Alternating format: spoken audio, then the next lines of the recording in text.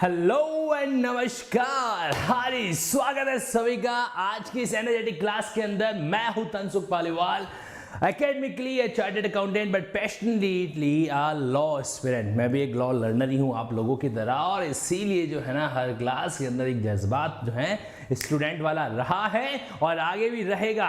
हाँ जी, एक बार कंफर्मेशन दे दीजिए, लिंकिंग लॉ के इस प्लेटफॉर्म पर आप सभी का स्वागत है। अनअकैडमी एक ऐसा इंस्टीट्यूशन जो डिजिटल एजुकेशन का अपने आप में एक बेंचमार्क है। कहीं न कहीं जो है एक आने वाला भविष्य जो है उसमें एक किरदार लिखने का काम डेफिनेटली करेगा। और सबसे अहम बात यही है कि जो प्रेजेंट है वो फ्यूचर बना रहे, सबसे अहम चीज होता है ये। ऑल क्लियर है? चलिए, आपकी कंफर्मेशन मुझे मिल गई है। देखो, आज की क्लास जो है ना, पहले मैं आपको उसका रोड मैप बता देता हूं कि आज की क्लास में स्पेसिफिकली होने क्या वाला है। स्पेसिफिकली हम आज लोग स्पेसिफिक रिलीफ एक्ट 1963, एक छोटा सा कानून, लेकिन अहमियत इतनी बड़ी है उसकी। छोटा बच्चा कहता ना कि कितनी सारी है, कि इतनी सारी है। ठीक उसी तरीके से मैं आपको कह रहा हूं कि माइनर कानून है ये, लेकिन इसका जो रोल होगा ना वो बड़ा ही सिग्निफिकेंट है। देखिए, सिविल लॉ के अंदर, सिविल कानून के अंदर जो है स्पेसिफिक रिलीफ एक्ट अपने आप में एक स्पेशल कैरेक्टर वाला कानून है। जनरल कैरेक्टर और स्पेशल कैरेक्टर, ये दो टर्मिनोलॉजी जो है वो कानून को दो अलग अलग हिस्सों के अंदर भी डिवाइड करती है। अपने जितने भी कैंडिडेट्स हैं उनको आज के इस क्लास में अगर आप जोड़ना चाहते तो जोड़ दीजिए, क्योंकि ये मैं दावे के साथ कह रहा हूं कि अगले इस 1, 1.5, 2 घंटे जितना समय भी लगेगा उस 2 घंटे के अंदर अपन लोग जो है स्पेसिफिक रिलीफ एक्ट का पूरा लीगल पोस्टमार्टम करने वाले हैं। एक एक सेक्शन पर जो है क्या करेंगे, बातचीत करेंगे और उनको माइंड के अंदर रिकॉल करेंगे, रिवाइज करेंगे, ऐसे सेट करेंगे वो कहीं दूर तक नहीं चला जाए। दूसरी बात, अब देखो एग्जाम के अंदर जो सवाल इसके बारे में पूछे जाते हैं ना, वो सवाल बड़े रिलेवेंट होते हैं। वो सवाल अपने आप में बड़े ही स्पेसिफिक होते हैं, क्योंकि उन सवालों के अंदर आप जब देखोगे तो मेनली जो एस्पेक्ट हमारे सामने एग्जाम के दौरान आता है वो एस्पेक्ट रहता है कि इससे आपने कौन कौन से प्री के सवाल तैयार कर रखे हैं, और वो प्री का सवाल आपके सामने आ जाएगा। जैसे एग्जाम्पल के लिए हमसे पूछ लिया गया, क्या स्पेसिफिक रिलीफ एक्ट से सिर्फ सिविल राइट ही इन्फोर्स किए जा सकते हैं या क्रिमिनल राइट भी इन्फोर्स किए जा सकते हैं? अच्छा, अब आपका आंसर है सिविल है, तो क्या इसके अंदर सिर्फ इंडिविजुअल सिविल राइट को इन्फोर्स कर सकते हैं, या इसके अंदर जो कलेक्टिव सिविल राइट्स यानी कि जो पब्लिक सिविल राइट्स होते हैं उनको भी क्या किया जा सकता है, इन्फोर्स किया जा सकता है? इन्फोर्स एक ऐसा शब्द जिसका मतलब होता है कि आप उसको लीगली एग्जीक्यूट करवा सकते हो। क्या अगर कहीं पर आता है ना लीगली इन्फोर्सेबल, इसका मतलब वो होता है संविधान की, कॉन्स्टिट्यूशन के आर्टिकल 37 के तहत ये कहा गया है कि डायरेक्टिव प्रिंसिपल जो नॉट इन्फोर्सेबल है, तो नॉट इन्फोर्सेबल का मतलब क्या हो जाएगा कि वो कानून के पॉइंट ऑफ व्यू से लीगली एग्जीक्यूट नहीं करवाए जा सकते। इस तरह की और भी कई सारी बातें हैं। तो चलिए अब बिना देरी के शुरू करते हैं इस एस्पेक्ट को। और सबसे पहले चाहता हूं मैं कि आप इस कोट को देखें, इस कोट को देखें और अपने जीवन की कहानी को जरा एक बार के लिए इसके साथ महसूस कीजिए। सोचिए जरा, क्या हम लोग वाकई में इस पंछी की तरह अपने जीवन की उड़ान भरते हैं? क्या ये सोचने वाली बात हमारे लिए भी क्या है स्पेसिफिकली रहेगा? यस, देखो क्या लिखा है, कुछ ज्यादा ख्वाहिश नहीं है जिंदगी तुझसे, बस मेरा अगला कदम जो है ना वो पिछले वाले से भी बेहतरीन हो। ये इतना, क्योंकि हम लोगों में से, आप में से कई ऐसे कैंडिडेट होंगे जिन्होंने लाइफ के अलग अलग पार्ट में अटेम्प्ट किया और थोड़ा सा मामला है किसी कारण से पेंडिंग रह गया होगा। अरे पेंडिंग रह गया है ना तो कोई चिंता नहीं करनी है, ठीक है। अगर शेर एक कदम पीछे चला भी गया ना तो ऐसी छलांग लगाएगा वो कि फिर देखते रहना, दुनिया कहेगी कि हाँ यार छलांग हो तो उसके जैसी। और मैं आपको बता दूँ, इंसान कभी हारता नहीं है। हो सकता है साइकोलॉजिकल फैक्टर उसको कुछ ऐसा सोचने के लिए मजबूर करे, बट इंसान कभी नहीं हारता। ये फैक्ट है, जितना जल्दी इस बात को हम स्वीकार करेंगे उतना हम सब के लिए ये चीज़ अहमियत भरा रहेगा। ओके, तो चलिए शुरू करते हैं यहाँ पर लिंकिंग लॉ के इस स्पेशल सेगमेंट को। देखिए, सबसे पहला जो हमारे पास में पॉइंट रहेगा वो कौन सा रहता है, जरा नोटिस कीजिएगा अच्छे से। सिविल लॉ और क्रिमिनल दो अलग तरह के एस्पेक्ट होते हैं। स्पेसिफिक रिलीफ एक्ट जो है 1963 का एक ऐसा कानून जिसको लागू किया गया था कब, 1 मार्च 1964 को। 1964 के अंदर जो ये कानून बन के तैयार हो गया था। हालांकि हाल ही के अंदर जो इसके अंदर एक मेजर अमेंडमेंट हो रखा है पिछले 2-3 सालों के अंदर, उस अमेंडमेंट ने इसकी स्ट्रक्चर को काफी हद तक चेंज है जो कर दिया है। ओके चलिए अब देखो यहां पर जो है ये स्पेसिफिक रिलीफ एक्ट 1963, अब कहने को इसके अंदर नाम से पता चल रहा है कि कुछ रिलीफ जो होंगे वो स्पेसिफिक एंगल के होंगे। तो स्पेसिफिक रिलीफ एंगल कौन कौन से रिलीफ है जो हो सकते हैं, तो यहां पर 1 2 3 4 5 6 ओके। अब देखो सबसे पहले हमारे पास में जो आएगा वो पॉइंट आएगा आपके स्पेसिफिक परफॉर्मेंस। एक एक वर्ड के ऊपर आपका अटेंशन होना चाहिए क्योंकि एक एक वर्ड के अकॉर्डिंग ही आगे पूरी की पूरी स्ट्रक्चर जो है वो बदलने वाली है। पहला कौन सा पॉइंट आ जाएगा, स्पेसिफिक परफॉर्मेंस, यानी कि विनिर्दिष्ट पालना करवाना, नंबर 1, ठीक है। दूसरा इसके अंदर आपके सेगमेंट आ जाएगा, वो आ जाएगा रेक्टिफिकेशन। जिस इंस्ट्रूमेंट से आपने लीगल रिलेशन क्रिएट किया है, वापस सुन लीजिएगा, जिस इंस्ट्रूमेंट से आपने लीगल रिलेशन क्रिएट किया है, अगर वो इंस्ट्रूमेंट जो है रियल इंटेंशन जाहिर नहीं कर रहा है, जिस उद्देश्य के लिए उसको बनाया गया था उस ऑब्जेक्ट को शो नहीं कर रहा है, तो उसके अंदर रेक्टिफिकेशन करवाया जा सकता है। रेक्टिफिकेशन कराना, परिशुद्धि कराना, ओके। देन आफ्टर आता है कि जो आपने कॉन्ट्रैक्ट किया है उस कॉन्ट्रैक्ट में किसी तरह का इश्यू है तो आप उसको विखंडित करा सकते हो, खासकर तब जब वो कॉन्ट्रैक्ट क्या हो, वॉइडेबल हो। अब वॉइडेबल चीज क्या होती है, इसके लिए आपको इंडियन कॉन्ट्रैक्ट एक्ट की समझ होनी चाहिए। तो पहला कॉन्सेप्ट यहीं पर, स्पेसिफिक रिलीफ एक्ट को अच्छे से जानना है तो इंडियन कॉन्ट्रैक्ट एक्ट की पूरा बैकग्राउंड जो है आपके माइंड में सेट होना चाहिए। अगर आपने इंडियन कॉन्ट्रैक्ट एक्ट को पहले नहीं पढ़ा है, आई वुड सजेस्ट कि एसआरए के अंदर आपको दिमाग नहीं लगाना चाहिए। रेसेशन के बाद में यहां पर क्या आता है, अगला पॉइंट जो हमारे सामने आएगा वो आएगा कैंसलेशन ऑफ इंस्ट्रूमेंट। अगर कोई इंस्ट्रूमेंट ऐसा है जो अपने आप में वॉइड या वॉइडेबल है और उसको पेंडिंग रखने से, उसको एज इट इज छोड़ने से भविष्य में हो सकता है आपको एक सीरियस टाइप का इंजरी हो जाए, उस सिचुएशन के अंदर बेहतर यही है कि आप कोर्ट में जाओ और उस इंस्ट्रूमेंट को एक तरीके से नष्टो नाबूद बोले तो कैंसिल जो है वो करवा दे, कैंसिलेशन। देन आफ्टर हमारे पास में पॉइंट आता है डिक्लेरेशन, यानी कि कोर्ट से किसी चीज की घोषणा करवाना। एंड देन आफ्टर एक और पॉइंट हमारे पास आ जाएगा और वो रहेगा इंजेक्शन।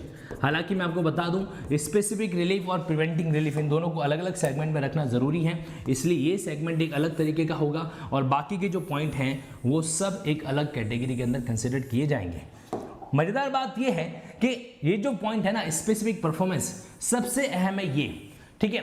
और इसके लिए इसको हम चैप्टर 2 अब अगले लेक्चर में जब भी मैं कहता हूं कि चैप्टर 2, आप समझ जाना कि मैं बात कर रहा हूं किसकी, स्पेसिफिक परफॉर्मेंस की है जो बात कर रहा हूं, ठीक है। तो स्पेसिफिक परफॉर्मेंस का कनेक्शन कहां से जुड़ेगा, इसका कनेक्शन यहां से भी जुड़ेगा, इसका कनेक्शन जो है यहाँ से भी जुड़ेगा, इसका कनेक्शन डिक्लेरेशन से तो स्पेसिफिकली नहीं जुड़ता लेकिन इंजेक्शन से जो है स्पेसिफिकली जरूर जुड़ता है। इनफैक्ट ऐसे कॉन्ट्रैक्ट जो स्पेसिफिकली इन्फोर्सेबल नहीं हो सकते उन मामलों के अंदर जो है इंजेक्शन भी जारी नहीं किया जा सकता।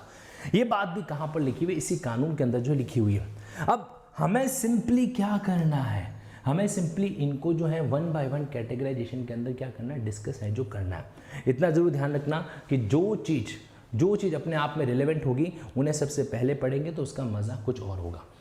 अब देखो सबसे पहले शुरुआत के सेक्शन की बात कर रहे हैं। सेक्शन 1 से हमको कहां तक जाना है, 44 तक जाना है। हालांकि मैं आपको बात बता दूं कि 42 तक ही है, 43 और 44 डिलीट हो रखे हैं, कोई काम के नहीं है। तो आप ये कह सकते हो कि ये कानून जो है बेसिकली हमारा 42 तक ही जाता है। सबसे पहला पॉइंट इसके अंदर जो आएगा सेक्शन 1।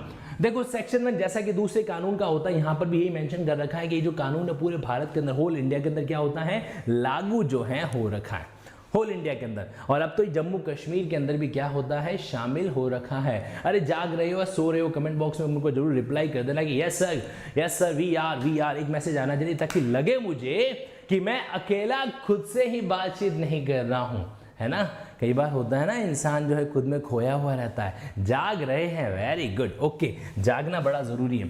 तो पहला जो पॉइंट है वो आता है इसकी एप्लीकेबिलिटी के बारे में, मतलब कहां पर ये कानून जो है लागू हो रखा है। इतना सा याद रख लो कि पूरे भारत के अंदर जाओगे एसआरए को वहां पर पाओगे।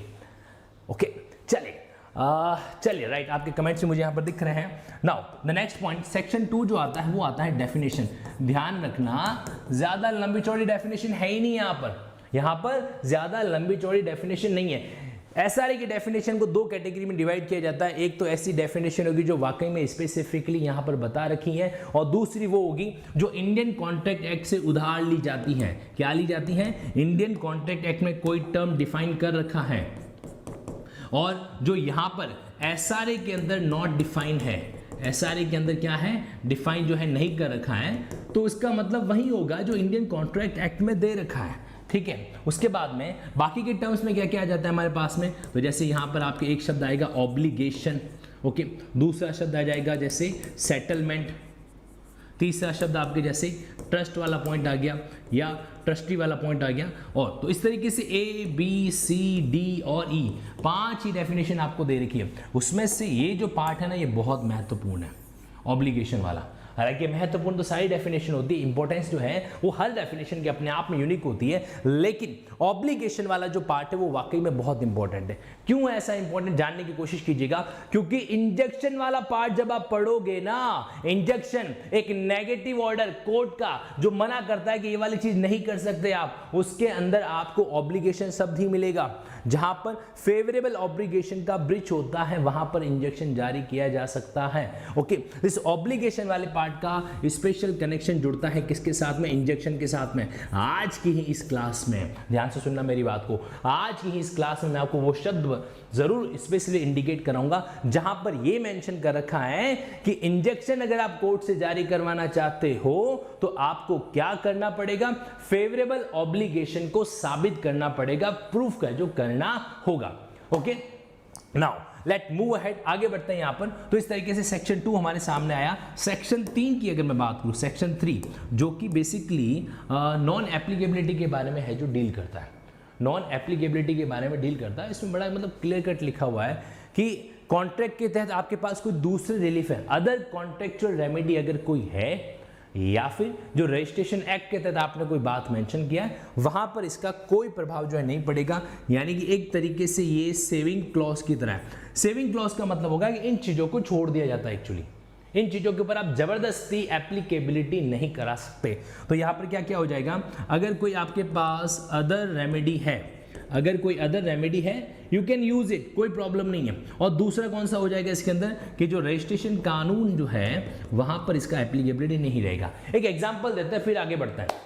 देखो सेक्शन 3 को किसके साथ लिंक करना चाहिए जरा जानने की कोशिश करना, एकदम अटेंशन के साथ सुने। जो बात ही मैं कहने जा रहा हूं सीधे आपके माइंड के रास्ते से दिल में सेट हो जानी चाहिए। सेक्शन 3 ने यह कहा कि अगर आपके पास अदर रेमेडी है यू कैन यूज इट। अब इसका एग्जाम्पल सुनिए, सपोज करो आपकी कोई इमूवेबल प्रॉपर्टी है जिसका पोजीशन किसी अदर पर्सन ने ले रखा है, ठीक है, और आप क्या करवाना चाहते हो, आप उससे उस पोजीशन की रिकवरी करवाना चाहते हो। इन दैट केस आप क्या कर सकते हो, नॉर्मल जाके suit for recovery of position भी फाइल कर सकते हो, वो एक जनरल सूट होगा। और अगर आपको लगता है कि आपकी पोजीशन का आपका एंटाइटलमेंट आपको स्पेसिफिकली फटाफट मिल जाए तो आप स्पेसिफिक रिलीफ एक्ट के अंदर भी जा सकते हो।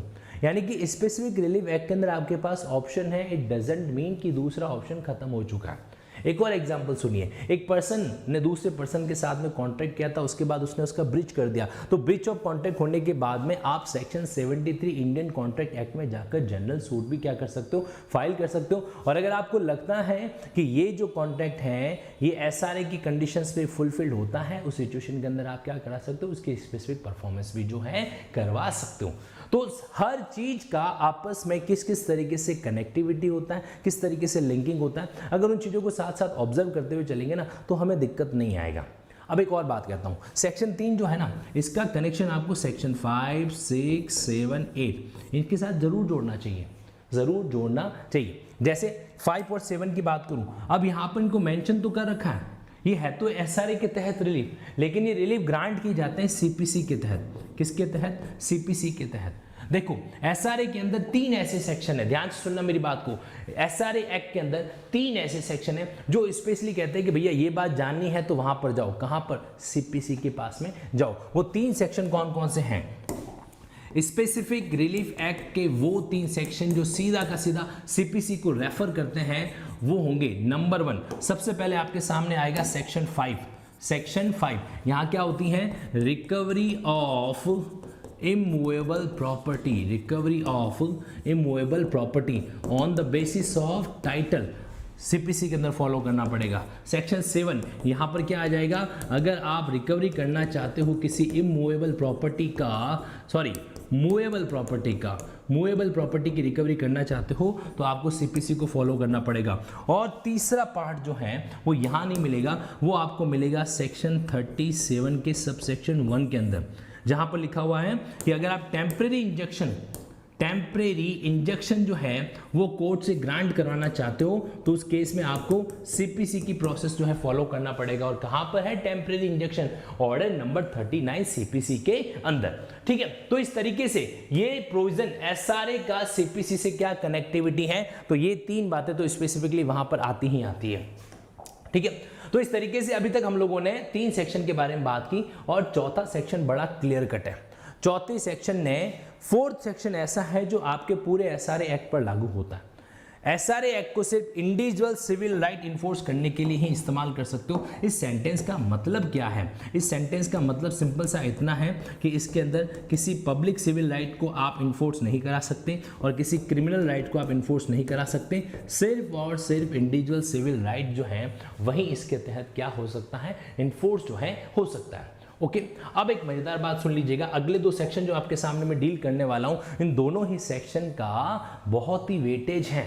बहुत ही क्या होगा, अपने आप में एक वेटेज जो है रहता है। क्या क्या वेटेज रहेगा? अगर 2 सेक्शन, सेक्शन 5 नंबर 1 और सेक्शन 6, अगर आप गौर से देखोगे तो दोनों ही सेक्शन के अंदर एक चीज बड़ी कॉमन आ रही है। कौन सी चीज कॉमन आ रही है? कम ऑन, कनेक्शन जोड़ना पूरा अच्छे से। दोनों ही सेक्शन के अंदर, सेक्शन 5 के अंदर, सेक्शन 6 में, दोनों में एक चीज कॉमन है कि वहां पर पोजीशन की रिकवरी हो रही है। कब्जा जो है वो वापस प्रत्युद्रण किया जा रहा है, रिकवर किया जा रहा है पोजीशन। लेकिन दोनों के अंदर क्राइटेरिया अलग अलग है। जैसे देखिए, अब यहाँ पर आपके बीच में कुछ पॉइंट लिख रहा हूं, इन तीनों पॉइंट को नोट करना। ये पहला पॉइंट है, ये दूसरा पॉइंट है, ये तीसरा पॉइंट है। नंबर 1, पहला पॉइंट ऑनरशिप। ऑनरशिप ये वाला पॉइंट जो है, क्योंकि देखो कुछ सेक्शन ऐसे होते हैं जिनको अगर आप कंपैरेटिव करते हुए पढ़ोगे ना तो वो माइंड के अंदर एकदम फिट हो जाएंगे। तो ऑनरशिप जो है वो यहां पर चाहिए, यहां पर नहीं चाहिए। पहला पॉइंट, इस बात को ध्यान रखना। दूसरा क्या है? Juridical position. ज्यूरिडिकल पोजीशन, पहले मैं इसको लिख लेता हूं फिर आपको बताता हूं ये होता क्या है।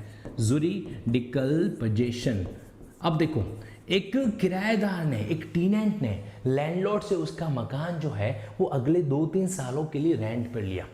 ठीक है, रेंट पे लिया। मान लेते हैं कि जनवरी 2021 में उसने मकान लिया, अगले 3 सालों के लिए उसने 2 महीनों का सिक्योरिटी डिपॉजिट करवा दिया। अब होता क्या है कि जनवरी 2021 को उसने ले रखा था और 1 अप्रैल को लैंडलॉर्ड आता है और उसको जबरदस्ती घर से बाहर निकाल देता है। ठीक है, अब क्या टेनेंट उस प्रॉपर्टी का मालिक था क्या? नहीं, मालिक नहीं था, लेकिन उसके पास जो पोजीशन था ना वो लॉ की आईज में जस्टिफिएबल था, जो कानून की नज़रों में क्या था, ओके था। तो जब किसी व्यक्ति के पास लीगली पोजीशन होता है, मतलब वो लीगली उस पोजीशन के लिए एंटाइटल्ड होता है, तो उसको कहा जाता है ज्यूरिडिकल पोजीशन। ठीक है, तो अब बताओ, सेक्शन 5 में ज्यूरिडिकल पोजीशन की जरूरत होती है क्या? नहीं होती है। सेक्शन 6 में यस, यहां पर ज्यूरिडिकल पोजीशन नहीं होगा, तो मामला अपने आप में खत्म है। लिमिटेशन, एक और पॉइंट, आप लोगों ने लास्ट क्लास के अंदर लिमिटेशन का, आप में से जिस किसी ने लिमिटेशन लॉ का फास्ट रिवीजन नहीं कर रखा है उनको ध्यान रखना चाहिए कि आप एक बार जाके उस क्लास को जरूर अटेंड करें। लिमिटेशन पीरियड सेक्शन 5 के अंदर, अगर यहाँ पर सेक्शन 5 की बात करूँ ना तो लिमिटेशन का जो शेड्यूल दे रखा है वहां पर एक एंट्री आती है, एंट्री नंबर या आर्टिकल नंबर 64, और आप जाके देखोगे तो तकरीबन 12 साल 12 इयर्स का लिमिटेशन पीरियड यहाँ पर दे रखा है। लेकिन इस केस में भी लिमिटेशन है सेक्शन 6 वाले में। सेक्शन 6 वाले में भी लिमिटेशन, लेकिन वो कितना है? वो है 6 मंथ। जिस तारीख से उस बंदे को उस घर से निकाल दिया गया है, 6 महीनों के अंदर आप आके क्या कर सकते हो, अपना जो है सूट फाइल कर सकते हो। और इसमें एक और लिमिटेशन ये भी है कि ये गवर्नमेंट प्रॉपर्टी के अगेंस्ट में, गवर्नमेंट के अगेंस्ट में जो है लागू नहीं होता है, नॉट एप्लीकेबल। अच्छा, एक बात बताओ कि अगर कोई व्यक्ति सेक्शन 6 में अगर चला गया तो इसका मतलब क्या, उसका जो टाइटल के आधार पर, ऑनरशिप के आधार पर पोजीशन को रिकवरी करने वाला पॉइंट है वो खत्म हो गया क्या? क्या वो चीज वहीं पर खत्म हो जाएगी क्या? तो आंसर है नहीं, ऐसा नहीं होता है। इस तरीके से सेक्शन 5, सेक्शन 6 दोनों में क्या होती है, रिकवरी होती है किसकी, इमूवेबल प्रॉपर्टी की। लेकिन ये जरूर ध्यान रखना कि दोनों में सिग्निफिकेंट अंतर है। हालांकि ये पूरा डिटेल डिस्कशन मैंने आपके सामने नहीं किया है, टू द पॉइंट बात रखिए ताकि आप इन चीजों को ज्यादा अच्छे से जो क्या कर सकें, समझ है जो सकें। Okay, now the next point, ये तो रही सेक्शन 5 और सेक्शन 6 के बारे में बात। अगला जो बिंदु हमारे पास में आएगा वो आएगा आपके सेक्शन 7 और 8 का। सेक्शन 7 और 8 में क्या चीजें होने वाली, ध्यान से सुनना। यहां पर भी मूवेबल प्रॉपर्टी, जिस तरीके से आपने 5 और 6 को समझा उसी तरीके से सेक्शन 6, 7 और 8 को भी जानना। देखो मुझे पता है कि आपको लग रहा होगा सर आज थोड़ा सा आपका मामला स्लो काहे चल रहा है, लेकिन जरूरी है। ये जो सेक्शन 5, 6, 7, 8 है ना, एग्जाम में सीधा सवाल देते हैं, बोलते कैच करो, और हम लोग उस कैच को ड्रॉप कर देते हैं। ड्रॉप नहीं करना है इस बार एग्जाम के अंदर सेक्शन 5, 6, 7, 8 में से कोई भी सवाल आए तो वेलकम के साथ, स्माइल के साथ कहना थैंक यू सो मच। किसको? एग्जामिनर को। क्यों? ऐसा सवाल पूछने के लिए। चलिए अब यहां पर आ जाइए, सेक्शन 7 और 8 दोनों के अंदर कॉमन चीज क्या है कि दोनों में कहीं कहीं है जो मूवेबल प्रॉपर्टी, यानी कि जो आपका मूवेबल प्रॉपर्टी है उसकी रिकवरी के बारे में बात हो रही है। लेकिन दोनों में अंतर क्या है, ध्यान से सुनना, ये जनरल है। अगर मैं बात करूं नेचर की, फिर से यहाँ पर 3 बॉक्स ले रहा हूँ, पहला बॉक्स, दूसरा बॉक्स, तीसरा बॉक्स। तो पहला पॉइंट यहाँ पर क्या आ जाएगा, अगर इसका नेचर देखोगे ना आप सेक्शन 7 का, तो ये जनरल नेचर का सूट है रिकवरी, जो कि सीपीसी से गवर्न होता है। जबकि ये जो सूट है सेक्शन 8 का, ये अपने आप में स्पेशल है। स्पेशल क्यों है? क्योंकि इसकी जब तक कुछ कंडीशन सेटिस्फाइड नहीं होती है ना, तब तक सेक्शन 8 को लागू आप कर ही नहीं सकते। जैसे आपके पास किसी अन्य पर्सन की कोई मूवेबल प्रॉपर्टी है और आप उसको क्या करना चाहते हो, उसको देना नहीं चाहते, तो ऐसा नहीं है कि हर एक मामले के अंदर वो कोर्ट में चला जाएगा और सेक्शन 8 का सूट आपके अगेंस्ट फाइल कर देगा। नहीं, वो ये सूट तब फाइल करेगा जब उसकी ऐसी प्रॉपर्टी आपके पास है जो जिसका कंपेंसेशन पैसों में एडिक्वेट हो ही नहीं सकता, जो अपने आप में यूनिक टाइप की चीज है। ओके, सपोज करो एग्जांपल के लिए आपके पास आपका बेयर एक्ट है, आपका बेयर एक्ट है और बेयर एक्ट में आपने बहुत सारी चीजें लिख रखी है। देखो सीधा प्रैक्टिकल बात करेंगे, इसको डायरेक्टली समझना। आपके पास आपका जो बेयर एक्ट है, आपने पिछले 3 साल से उस पर पढ़ाई कर रखी है, आपने छोटे बड़े पॉइंट को अपने हाथ से अपनी हैंड राइटिंग के अंदर बेयर एक्ट में लिखा हुआ है। आपने वो बेयर एक्ट अपने फ्रेंड को दिया और आपके फ्रेंड 2 महीने बाद कहता है कि सॉरी यार, मैंने वो बेयर एक्ट है जो खो दिया, मैं बेयर एक्ट तो नहीं दे सकता, बट वो बेयर एक्ट कितने का ही आता है ना, 100 रुपए का, तो मैं तेरे को 100 रुपए दे देता हूँ। क्या आप एक्सेप्ट करोगे? यस और नो? क्या आप एक्सेप्ट करोगे क्या? अब जितने भी कैंडिडेट्स वाकई में बेयर एक्ट से प्यार करते हैं उनका आंसर आएगा नो, और जो प्यार करते हैं लेकिन जाहिर नहीं करते उनका आंसर शायद यस आ जाए। ओके, अब ध्यान से सुनना मेरी बात को। क्या होगा इस सिचुएशन के अंदर कि जब इस तरीके से अब वो बेयर एक्ट हो गया ना, तो अब उस बेयर एक्ट को आपको रिकवर करने के लिए, क्योंकि उस बेयर एक्ट के अंदर आपका अटैचमेंट है, आपने सारी मेहनत कर रखा है, फिर आप सेक्शन 8 पे जाओगे। इसलिए सेक्शन 8 जो है कैसा है, एक तरीके से आपके लिए स्पेसिफिकली होता है। ओके, अच्छा दूसरी बात है, अगर प्रॉपर्टी पे इसकी क्या डिपेंडेंसी रहेगी, मतलब प्रॉपर्टी का नेचर कैसा है, इस पर कुछ फर्क पड़ेगा क्या? प्रॉपर्टी का नेचर कैसा है, इस बात से यहाँ पर कोई फर्क नहीं पड़ेगा, यहाँ पर बहुत फर्क पड़ेगा, क्योंकि इस प्रॉपर्टी के अकॉर्डिंग ही तो चीज़ें तय की जाएगी। अब सपोज करो आपके पास आपके कोका कोला की बोतल थी, आपने अपने फ्रेंड को दी, फ्रेंड ने वापस नहीं दी तो कोई बात नहीं, पैसे दे दे, मैं तो मार्केट से जाके दूसरी कोका कोला की बोतल लेके आ जाऊंगा। तो प्रॉपर्टी कौन सी है, इस पर बहुत डिपेंड करता है, इसमें बहुत है जो चीज़ें इफेक्ट करती हैं। तीसरा, रिलेशन ऑफ पार्टीज के रिलेशन आपस में किस तरीके से हैं, ये भी मायने करता है। पार्टीज की रिलेशन यहाँ पर जो है मैटर नहीं करता, लेकिन यहाँ पर बहुत मैटर करता है। सेक्शन 8 को कहीं न कहीं एसआरए के तहत फाइल किया गया सूट कहा जाता है, और सेक्शन 7 को सीपीसी के मामलों को डील करने वाली चीज कहा जाता है।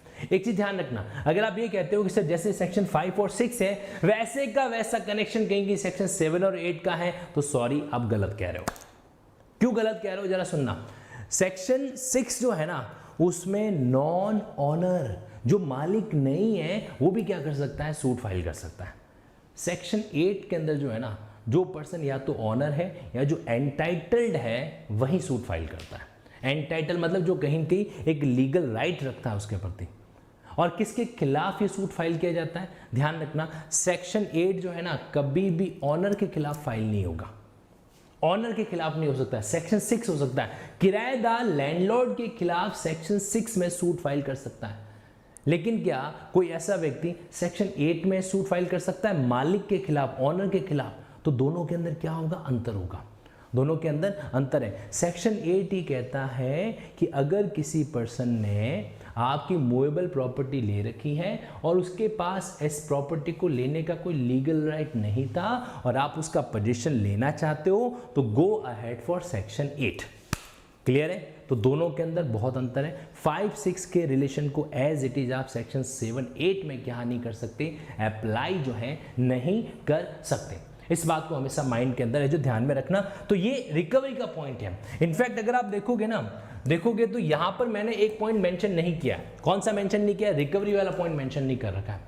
और क्यों नहीं कर रखा है? क्योंकि मैं रिकवरी को स्पेशली अलग से डील करना चाहता था।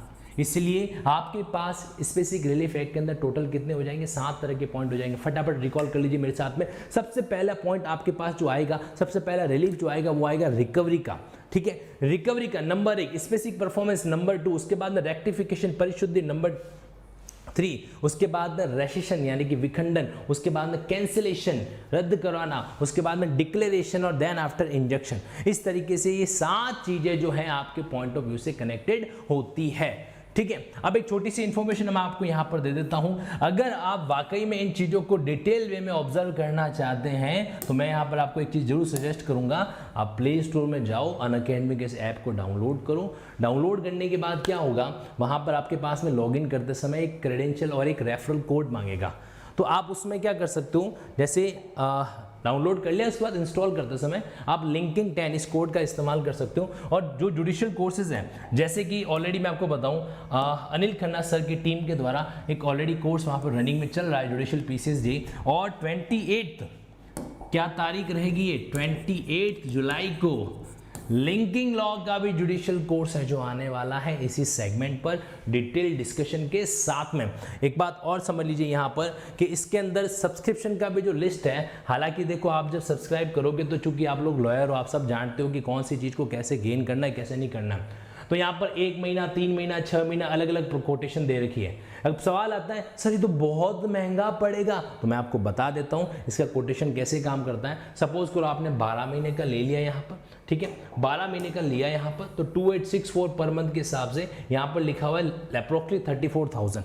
ठीक है, 34,000 में से अगर आप यहाँ पर ये वाला कोड यूज करोगे लिंकिंग 10 तो इसमें से समथिंग 3,500 कुछ है वो लेस हो जाएगा। और प्रोबेबली 30,030 के अंदर ये 12 महीने का आपको सेगमेंट मिलेगा। लेकिन एक बात बड़ी क्लियर है कि अगर आपको लगता है कि आप वाकई में सेल्फ स्टडी नहीं कर सकते, आपको लगता है कि कहीं की कंपटीशन के दौर में मैं अकेला पढ़ूंगा तो धीरे धीरे इस चीज़ को कवर करूंगा, तो आप कहाँ हैं। वरना एक इंसान अपने दम पर भी बहुत कुछ कर सकता है, इस बात में कोई दोहराई नहीं है। ठीक है, एक प्लेटफॉर्म पर जब होते तो हमें सारी बातें कहनी पड़ती, सारी बातें बतानी पड़ती है, लेकिन मैं किसी भी वे के अंदर आपके आत्मविश्वास को डिमोटिवेट नहीं करूंगा और ना ही ऐसी कभी हिम्मत मैं ऐसी इस प्लेटफॉर्म पर दिखाऊंगा। सिर्फ इतना चाहता हूं मैं आप लोगों को कि अपने टारगेट को मछली का आंख बनाओ, खुद की हिम्मत को अर्जुन का धनुष बाण बनाओ और छोड़ दो। फिर देखो आपका तीर जो है वो निशाने के ऊपर लगता है कि नहीं लगता है। अरे जीवन में ऐसा कोई रंग ही नहीं है, जीवन के अंदर ऐसा कोई रंग ही नहीं है जिसको हम हमारे भविष्य के व्हाइट बोर्ड पर भर नहीं सकते, लिख नहीं सकते। ये हमारे ऊपर निर्भर करता है कि किसी चीज के सर्किल को घुमाना है या खुद को स्टेबल करके रख देना है। नहीं, पानी है हम लोग, क्या है? पानी है। जितना बहेंगे उतना फिल्टर्ड रहेंगे, और थम गए, रुक गए, वहां पर ये समझ लेना कि कहीं कहीं जो है ना हमारा क्रिएटिविटी रुक गया है। लाइफ में सब रुक जाए मंजूर है, लेकिन इंसान का क्रिएटिविटी और उसकी मेहनत नहीं रुकनी चाहिए। चलिए अब आगे मूव ऑन करते हैं। नेक्स्ट हमारे पास में जो सेक्शन 9 आता है वो सिंपली क्या कहता है कि अगर आप कॉन्ट्रैक्ट लॉ के तहत कोई डिफेंसेस रखते हो, डिफेंस यानी कि प्रतिरक्षा, किसी व्यक्ति ने मेरे खिलाफ सूट फाइल किया है तो मैं डिफेंस करूंगा। अगर मैं किसी के खिलाफ सूट फाइल कर रहा हूं तो मैं डिफेंस नहीं करूंगा, मैं अटैक करूंगा। अटैक इन द सेंस मैं वहां पर एलिगेशन लगाऊंगा, एक्यूजेशन लगाऊंगा, क्या क्या उसके द्वारा, सामने वाले पार्टी के द्वारा ब्रीच हुआ है उसके बारे में बातचीत करूंगा। ठीक है, अब देखिए यहां पर क्या क्या चीजें हैं। सेक्शन 9 ही कहता है कि आपके पास जो डिफेंसेस नॉर्मल अवेलेबल होती है, कब? जब आपके अगेंस्ट कोई जनरल सूट फाइल होता है।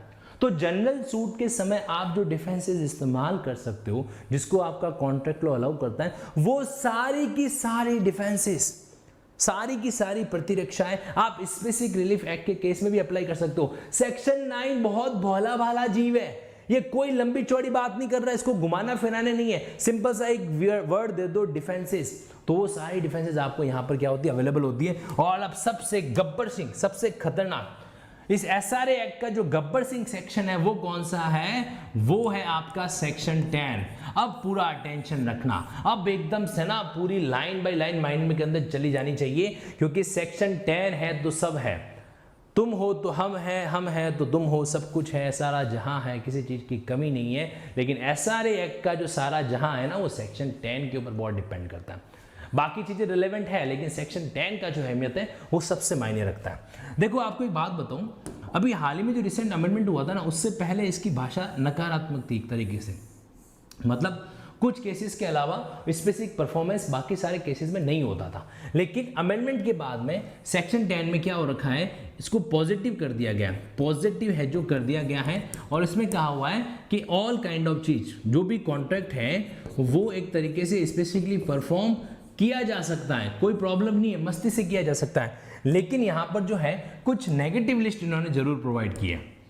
नेगेटिव लिस्ट यानी कि एक्सेप्ट कुछ केसेस इन्होंने ये कहा है कि जो बातें हम बता रहे हैं इनको छोड़कर बाकी सारे मामलों के अंदर स्पेसिफिक परफॉर्मेंस जो है वो किया जा सकता है। तो कौन कौन सी चीजें छोड़नी है, नंबर 1 ध्यान रखना, सेक्शन 11 का 2, अगर ट्रस्टी जो है ना, ट्रस्टी अपनी कैपेसिटी से बाहर जाकर एक्सीड अपनी पावर के बाहर जाके कोई एक्ट करता है ना, और फिर वो सोचता है कि उस एक्ट को मैं स्पेशली इन्फोर्स करवा दूं, ऐसा नहीं कर सकता, ऐसा वो नहीं कर सकता। एक ट्रस्टी था, उसको कहा गया कि 10 लाख तक तुम जो है मेंटेनेंस का कॉन्ट्रैक्ट कर सकते हो, वो गया मार्केट में जाके 25 लाख का मेंटेनेंस का कॉन्ट्रैक्ट करवा के आ गया। ठीक है, तो क्या अब सामने वाली पार्टी अगर उसको परफॉर्म नहीं करे तो वो ट्रस्टी क्या उसको स्पेशली परफॉर्म करा सकता है? नहीं करा सकता। क्यों नहीं करा सकता? क्योंकि उसने अल्ट्रा वायरस अपनी कैपेसिटी के बाहर जाके उस कॉन्ट्रैक्ट को एग्जीक्यूट करने की कोशिश जो है की है, तो ये चीज नहीं हो पाएगा। उसके बाद सेकेंड एलिमेंट देखिए, यहाँ पर सेकेंड एलिमेंट क्या है, यहाँ पर एक हमारे पास में आएगा सेक्शन 14। क्या आएगा? सेक्शन 14, जो सिंपली कुछ बातें कहता है, जैसे अगर आपने सब्सटीट्यूटेड परफॉर्मेंस ले ली है, अब ये क्या होती है बात करेंगे अपन, इवन सब्सटीट्यूटेड परफॉर्मेंस वाला फंडा जो है वो क्या है, या फिर कोई पर्सनल बाहर आ चुका है, या फिर एडिकेट रिलीफ आपको मिल रहा है अदरवाइज तरीके से, या फिर आपका कॉन्ट्रैक्ट ऐसा है जो कंटिन्यू नेचर का है। कैसा है? कंटिन्यू नेचर का है, जिसको कोर्ट के लिए एक तरीके से ऑब्जर्व करना मुश्किल है, उस सिचुएशन के अंदर वो ऐसा कर सकता है। उस सिचुएशन के अंदर स्पेसिफिक परफॉर्मेंस वाली बात नहीं लागू हो जाएगी। तो सब्स्टिट्यूटेड परफॉर्मेंस वाला पॉइंट आ गया, या फिर एक तरीके से आपका जो कॉन्ट्रैक्ट है वो डिटर्मिनेबल का मतलब क्या है कि डिसाइड किया जा सकता है कि डैमेजेस कितना बनेगा, इसको बोला जाता है डिटर्मिनेबल नेचर वाला पॉइंट आ जाए। या फिर जो है एक तरीके से कंटिन्यू ड्यूटी है जिसको कोर्ट कहीं की परफॉर्म नहीं कर सकता, या फिर क्या है, या फिर जो है इस सिचुएशन के अंदर एडिक्वेट रिलीफ जो है वो अवेलेबल हो रहा है। तो इन मामलों के अंदर क्या नहीं हो सकता, स्पेसिफिक परफॉर्मेंस जो है वो फाइल नहीं किया जा सकता सेक्शन 14 के तहत। तो जब सेक्शन 10 को पढ़ रहे हो, 11(2) को साथ में पढ़ना जरूरी है, सेक्शन 14 को साथ में पढ़ना जरूरी है, और साथ में पढ़ा जाएगा सेक्शन 16 को। सेक्शन 16 जो है वो भी बहुत रिलेवेंट है। इसके अंदर कहा गया है कि पर्सनल बार्स टू रिलीफ, मतलब आप खुद योग्य नहीं हो तो फिर भूल जाओ कि आपको वो जो है उसका स्पेसिफिक परफॉर्मेंस का बेनिफिट वगैरह मिलेगा। अब देखो एक चीज़ मैं आपको बता दूं, एग्जाम के अंदर कई बार ये सवाल आपके सामने आता है, ध्यान से सुनना मेरी बात को, अगला 1 मिनट बहुत रिलेवेंट होने वाला है, खासकर अगर आप जजमेंट राइटिंग के अंदर खुद को कॉम्पिटेंट बनाना चाहते हो तो इस बात को बहुत अच्छे से सुनिएगा। देखो सेक्शन 16 के अंदर एक क्लॉज आता है, क्लॉज सी, जिसमें एक शब्द लिखा हुआ रेडी एंड विलिंग। क्या लिखा हुआ? Ready and willing. अगर आप अपने पार्ट का कॉन्ट्रैक्ट परफॉर्म करने के लिए रेडी हो, विलिंग हो, सिर्फ और सिर्फ तब ही आप क्या कर सकते हो, कोर्ट में आके स्पेसिफिक परफॉर्मेंस का सूट जो है फाइल कर सकते हो, अदरवाइज नहीं कर सकते। अब मान लीजिए कोई भी आपके सामने ब्रीच ऑफ कॉन्ट्रैक्ट के ऊपर जजमेंट राइटिंग का कोई भी पोर्शन आता है, तो उस सिचुएशन में व्हाट यू कैन डू, आप सिंपली जाकर जो है उसमें ये पॉइंट जरूर बनाना, क्या वो पर्सन रेडी और विलिंग है। ठीक है, तो यहां पर पर्सनल बार टू लिव इस तरीके से सेक्शन 11(2), 14, 16, लेकिन सिर्फ इतना ही, क्या और कई सेक्शन जो है इससे कनेक्ट नहीं होंगे? सेक्शन 16 को नाम दे देता हूं यहां पर मैं, पर्सनल बार। आप एक बार जाके इसको पढ़िएगा, एक बार जाके इसको ऑब्जर्व कीजिएगा कि कौन कौन सी व्यक्तिगत बार जो है प्रतिबंध जो है यहां पर लगा रखे हैं।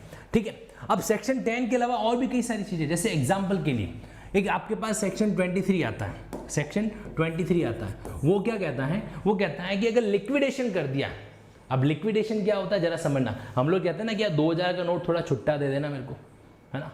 लिक्विडेशन, अब इस चीज को समझना, अगर आपने कोई अपनी प्रॉपर्टी इस फॉर्मेट में रखी है कि जब आपको जरूरत पड़े आप उसको इजीली कन्वर्ट करवा सकते हो, तो इसको बोला जाता है कि आप लिक्विडिटी मेंटेन करके चलते हो, आपकी जो लिक्विड एसेट्स हैं वो अच्छी है, ठीक है।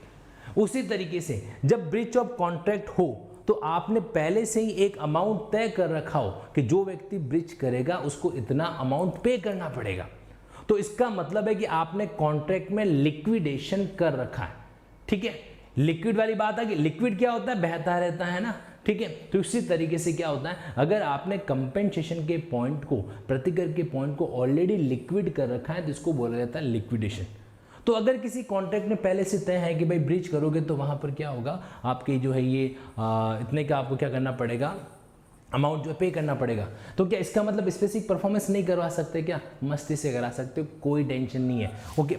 एक और सेक्शन 10 के साथ, मतलब सेक्शन 10 के साथ कई सारे पॉइंट कनेक्ट होने वाले हैं। जैसे सेक्शन 29 की बात मैं करूं, अब 29 कहां पर आता है, 27, 28, 29, 30, वापस सुन लो, 27, 28, 29, 30। 27 के अंदर कॉन्ट्रैक्ट का रेसेशन कराने की बात जो है स्पेशली क्या रखी है। 28 के अंदर मान लीजिए कोई भी लीज या सेल डीड के अंदर स्पेसिफिक परफॉर्मेंस का डिक्री पास हो रखा है, बायर पेमेंट नहीं कर रहा है, तो वहां पर उसी सूट के अंदर, जिस सूट में डिक्री पास हुई थी, आप स्पेसिफिक परफॉर्मेंस का एक और पॉइंट करवा सकते हो, कवर है जो, ठीक है, सेक्शन 28 में। सेक्शन 29 कहता है अल्टरनेट प्रेयर, आप जब कॉन्ट्रैक्ट को रिसाइन करने का रिलीफ मांगते हो तो अल्टरनेट में, या फिर स्पेसिफिक परफॉर्मेंस का आप रिलीफ मांगते हो तो अल्टरनेट में रेसेशन भी कह सकते हो।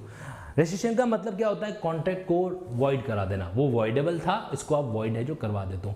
एक कॉन्ट्रैक्ट वॉइडेबल क्यों होता है, इसके लिए आपको इंडियन कॉन्ट्रैक्ट एक्ट के सेक्शन जो है 13, 14, 15, 16, 17, 18, 19, 20, 21 और 22 वाले स्पेसिफिक पॉइंट जो है वो ऑब्जर्व करने होंगे।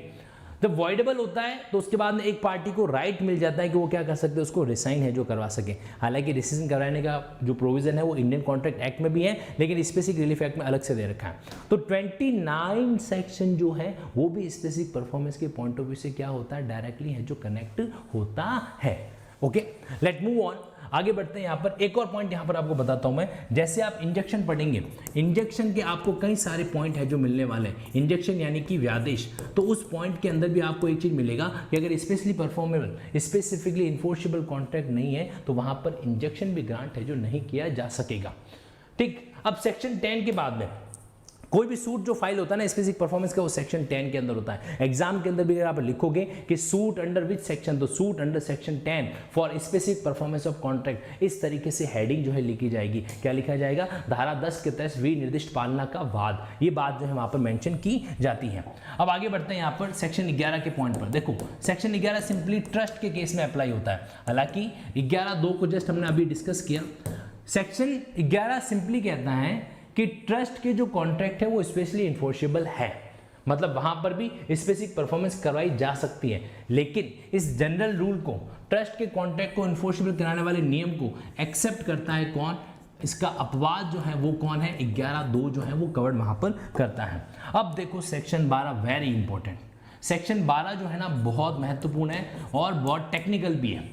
सेक्शन 12 को पढ़ते समय कई बार हमें एक नहीं 2 कप अदरक की चाय जो है वो पीनी पड़ जाती है। ऐसा काहे होता है, ऐसा इसलिए होता है क्योंकि उस सिचुएशन के अंदर हमारे सामने तकनीकी शब्द बड़े ज़्यादा आते हैं। तो मैं आपको बहुत ही सिंपल और सरल शब्दों में समझाने का एक एफर्ट जो है कर रहा हूँ। Be attentive and let have a look at this panel board. देखिए हमें कुछ नहीं करना है, इतना ध्यान रखना है, पार्ट ऑफ कॉन्ट्रैक्ट को स्पेशली इन्फोर्स करवा सकता है कि नहीं करवा सकता, ये हमारे सामने सवाल है। क्या सवाल है, क्या पार्ट ऑफ कॉन्ट्रैक्ट को स्पेसिफिकली इन्फोर्स करा सकते हैं। एक तो होता है पूरे के पूरे कॉन्ट्रैक्ट को स्पेसिफिक परफॉर्म करवा दो। एक एग्जांपल से बात करते हैं, 10 फ्लोर की बिल्डिंग बनाने का कॉन्ट्रैक्ट हुआ, कॉन्ट्रैक्टर ने क्या किया, मान लीजिए 7 फ्लोर बना दिए, क्या कर दिए 7 फ्लोर बना दिए, और 3 फ्लोर जो है अभी तक क्या पड़े हैं, पेंडिंग वहां पर पड़े हैं, 3 फ्लोर वहां पर क्या है, पेंडिंग पड़े। ऐसी सिचुएशन के अंदर सवाल ये आता है, ऐसी सिचुएशन में सवाल यहाँ पर ये आता है, क्या उस 3 फ्लोर के लिए, उस पार्ट ऑफ कॉन्ट्रैक्ट के लिए आप करवा सकते हो क्या स्पेसिफिक परफॉर्मेंस। तो अब देखो क्या क्या बातें यहाँ पर सामने आती हैं। देखिए इसमें 2 सिचुएशन आ जाएगी कि जो अनपरफॉर्म्ड पार्ट है, अनपरफॉर्म्ड पार्ट है वो स्मॉल है या बिग है, वो छोटा है या बड़ा है, स्मॉल है या बिग है, एकदम जनरल वे के अंदर बात करेंगे।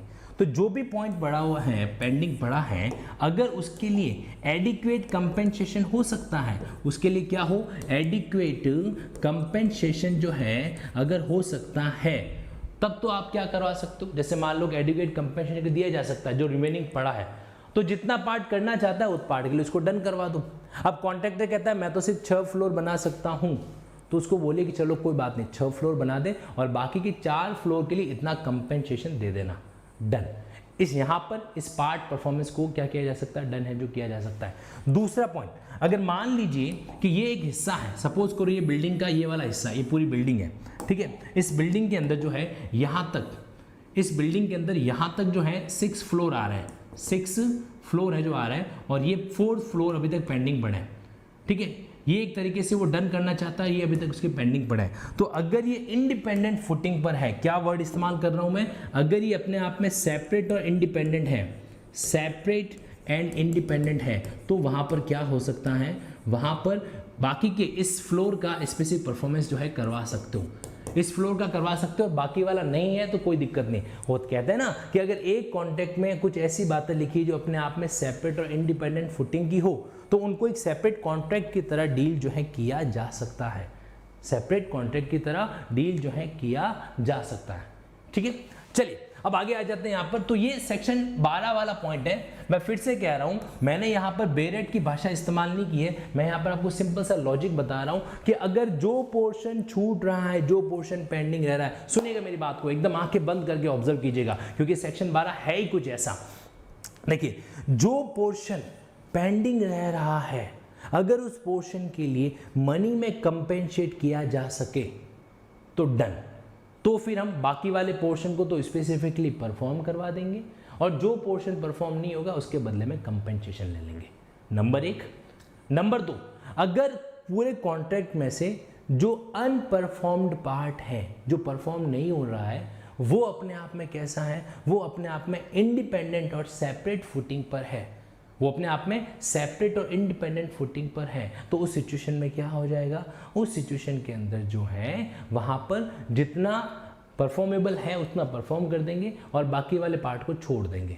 ओके, तो बस जहाँ पर इन दोनों में से कोई भी एक सिचुएशन हो जाए वहाँ पर आप पार्ट परफॉर्मेंस करवा सकते हो, अदरवाइज नहीं करवा सकते, अदरवाइज नहीं करवा सकते। फंडा समझ में आया? यस और नो? कमेंट बॉक्स में फटाफट रिप्लाई सबका आना चाहिए, यस और नो। नहीं आया तो भी नो बोल दीजिएगा, आया है तो यस कह दीजिएगा, और मुझे अपनी प्रेजेंस जो है वो बीच बीच में जरूर बताते रहो, ताकि मुझे ऐसा लगे कि इस 4 दीवारी के अंदर मैं खुद से बातें हैं जो नहीं कर रहा हूं। Okay, very good, yes yes yes yes yes. चलिए, सारे कैंडिडेट्स के यस जब नहीं आते हैं तो दिल को लगता है कि समथिंग इज मिसिंग। कहते हैं ना कि जीवन में कुछ अधूरापन है, जीवन में कुछ अधूरापन है। तो ऐसा मुझे क्लास में तब फील होता है जब सभी कैंडिडेट्स के कमेंट मुझे यहाँ पर नहीं दिखाई देते। Okay, I can see all of now, very good. तो इस तरीके से सेक्शन 12 है। हालांकि देखो, इसकी बेरियर को जब पढ़ेंगे तो कुछ टेक्निकल बातें और भी आएगी, लेकिन आज हमें जो क्या करना है, कॉन्सेप्चुअल वाला सुपरफास्ट रिवीजन करना है। नाउ अब आ जाते हैं सेक्शन 13 पर। अब देखो, 13 को कभी अकेला नहीं पढ़ा जाता है, 13 को हमेशा 28 के साथ में मिक्स है जो किया जाता है। 2 तरह के एग्रीमेंट की यहाँ पर मैं बात करूंगा। एक होता है सेल एग्रीमेंट, ध्यान से सुनना, नजर हटी, दुर्घटना घटी, सवाल समझ नहीं पाओगे और फिर एग्जाम के अंदर कहोगे कि यार किस्मत ने धोखा दे दिया। धोखा किस्मत दी देती है, धोखा आप दे रहे हो अगर आप इसको अटेंशन नहीं रख रहे हो तो। 2 तरह के शब्द यहाँ पर लिख रहा हूँ मैं, एक लिख रहा हूँ सेल और दूसरा लिख रहा हूँ यहाँ पर लीज। ठीक है, अब देखिए, सेल के मामलों के अंदर या लीज के मामलों के अंदर कभी कभार ऐसा होता है कि जो पार्टी है, जैसे बायर की बात करूं यहां पर आपको राइट मिलेगा, राइट किसका, राइट ऑफ बायर और लेसी।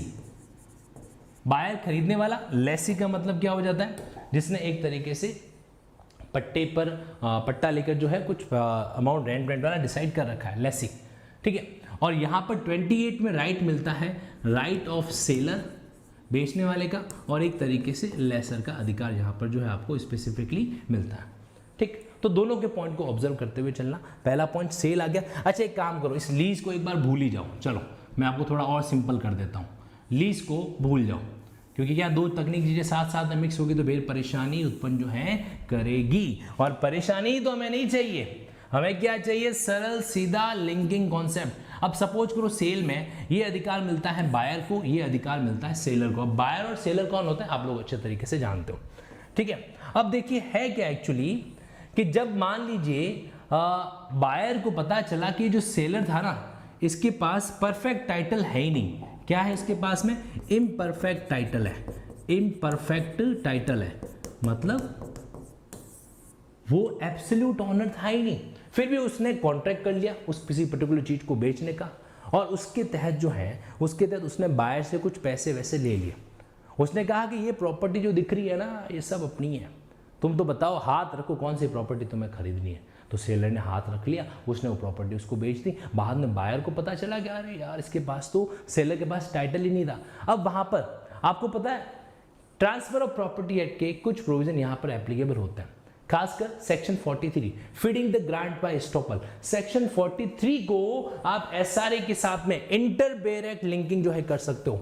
43 किसका, ट्रांसफर ऑफ प्रॉपर्टी एक्ट का जो है वो कनेक्ट किया जा सकता है यहां पर। अब इम्परफेक्ट टाइटल वाला अगर कोई सेलर बायर को प्रॉपर्टी सेल करता है तो बायर के पास ये अधिकार है कि वो उसके खिलाफ स्पेसिफिक परफॉर्मेंस का सूट फाइल करेगा, उससे वो सेल कॉन्ट्रैक्ट स्पेशली परफॉर्म करवाएगा। लेकिन कब, जब सब्सिक्वेंटली ऐसा लग रहा है कि उस सेलर को वो राइट मिल चुका है, या फिर अगर प्रॉपर्टी मॉर्गेज की गई है तो वो ये कोर्ट से आदेश कराएगा कि सेलर को कहो कि उस मॉर्गेज को रिडीम करे, जो उसने पैसा उधार ले रखा है प्रॉपर्टी में उसको चुकाए और फिर वो प्रॉपर्टी है जो मुझे दे, है ना।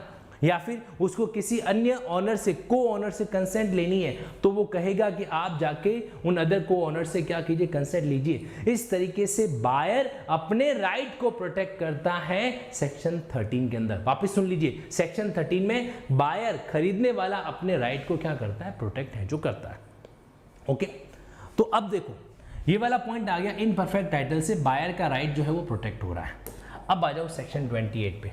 सपोज करो सेल के संबंध में ऐसा कोई कॉन्ट्रैक्ट है जहां पर स्पेसिफिक परफॉर्मेंस का डिक्री जो है वो जारी हो रखा है, स्पेसिफिक परफॉर्मेंस की डिक्री ऑलरेडी जारी हो रखी है। कोर्ट ने मान लीजिए बायर के फेवर में कहा कि चलो सेलर से आप स्पेसिफिक परफॉर्मेंस करवा दो। सेलर ने कहा ठीक है मैं परफॉर्म कर दूंगा, मैं परफॉर्म जो है कर दूंगा, लेकिन मुझे मेरा ये जो पेमेंट है वो आप साथ साथ में चुकाते चलोगे। पेमेंट है जो आपको चुकाना है, इस पेमेंट को चुकाने में बायर ने कर दी डिफॉल्ट। बायर ने क्या कर दी, डिफॉल्ट है जो कर दी।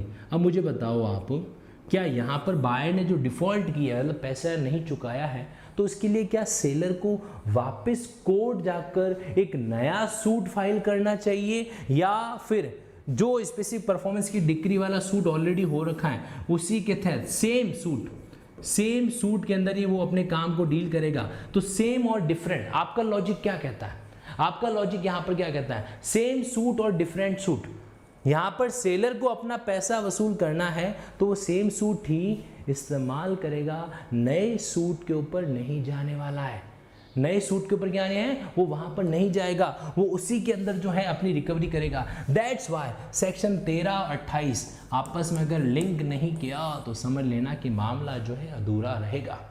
मामला जो क्या है, अधूरा रहेगा। अगर पैशन को आपने करियर नहीं बनाया, सुन लेना, पैशन को अगर आपने अपने करियर के साथ लिंक नहीं किया तो कैसे लाइफ अधूरी अधूरी लगती है। ठीक उसी तरीके से सेक्शन 13 को 28 से लिंक नहीं किया तो जो है एसआरए आपको अधूरा अधूरा फील होगा। और ये दोनों प्रोविजन साथ में पढ़ लेंगे, डन, समझ में आ जाएगा। और अलग अलग पढ़ेंगे तो थोड़ा सा चेहरे पे पसीना तो आ जाएगा लेकिन समझ में थोड़ा कम आएगा। अब इसी पॉइंट को आप लीज के एंगल से भी देख सकते हैं। तो लीज के अंदर जैसे मान लीजिए लेसर होता है, वो एक तरीके से अपना प्रॉपर्टी गिरवी रखा के पैसा वैसा उधार लेता है, और एक होता है लेसी जिसके पास, सॉरी मैं मॉर्गेज के अंदर चला गया, क्षमा चाहूँगा, लीज के पर आ जाते हैं। लीज में एक होता है मकान का मालिक जो क्या करता है, किसी अन्य पर्सन को लीज रेंट के बदले में क्या करता है, अपनी प्रॉपर्टी को यूज करने का अधिकार है जो देता है। लैंडलॉर्ड एंड टीनेंट, क्या होता है, लैंडलॉर्ड एंड टीनेंट। तो ठीक उसी तरीके से यहाँ पर भी प्रोविजन जो अप्लाई हो जाएगा।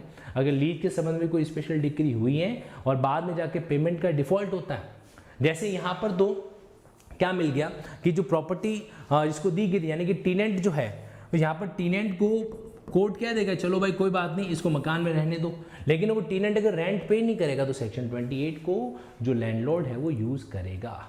Okay, this is the well concept about section 13 and section okay कौन सा हो जाएगा आपके 28 जो है वो हो जाएगा।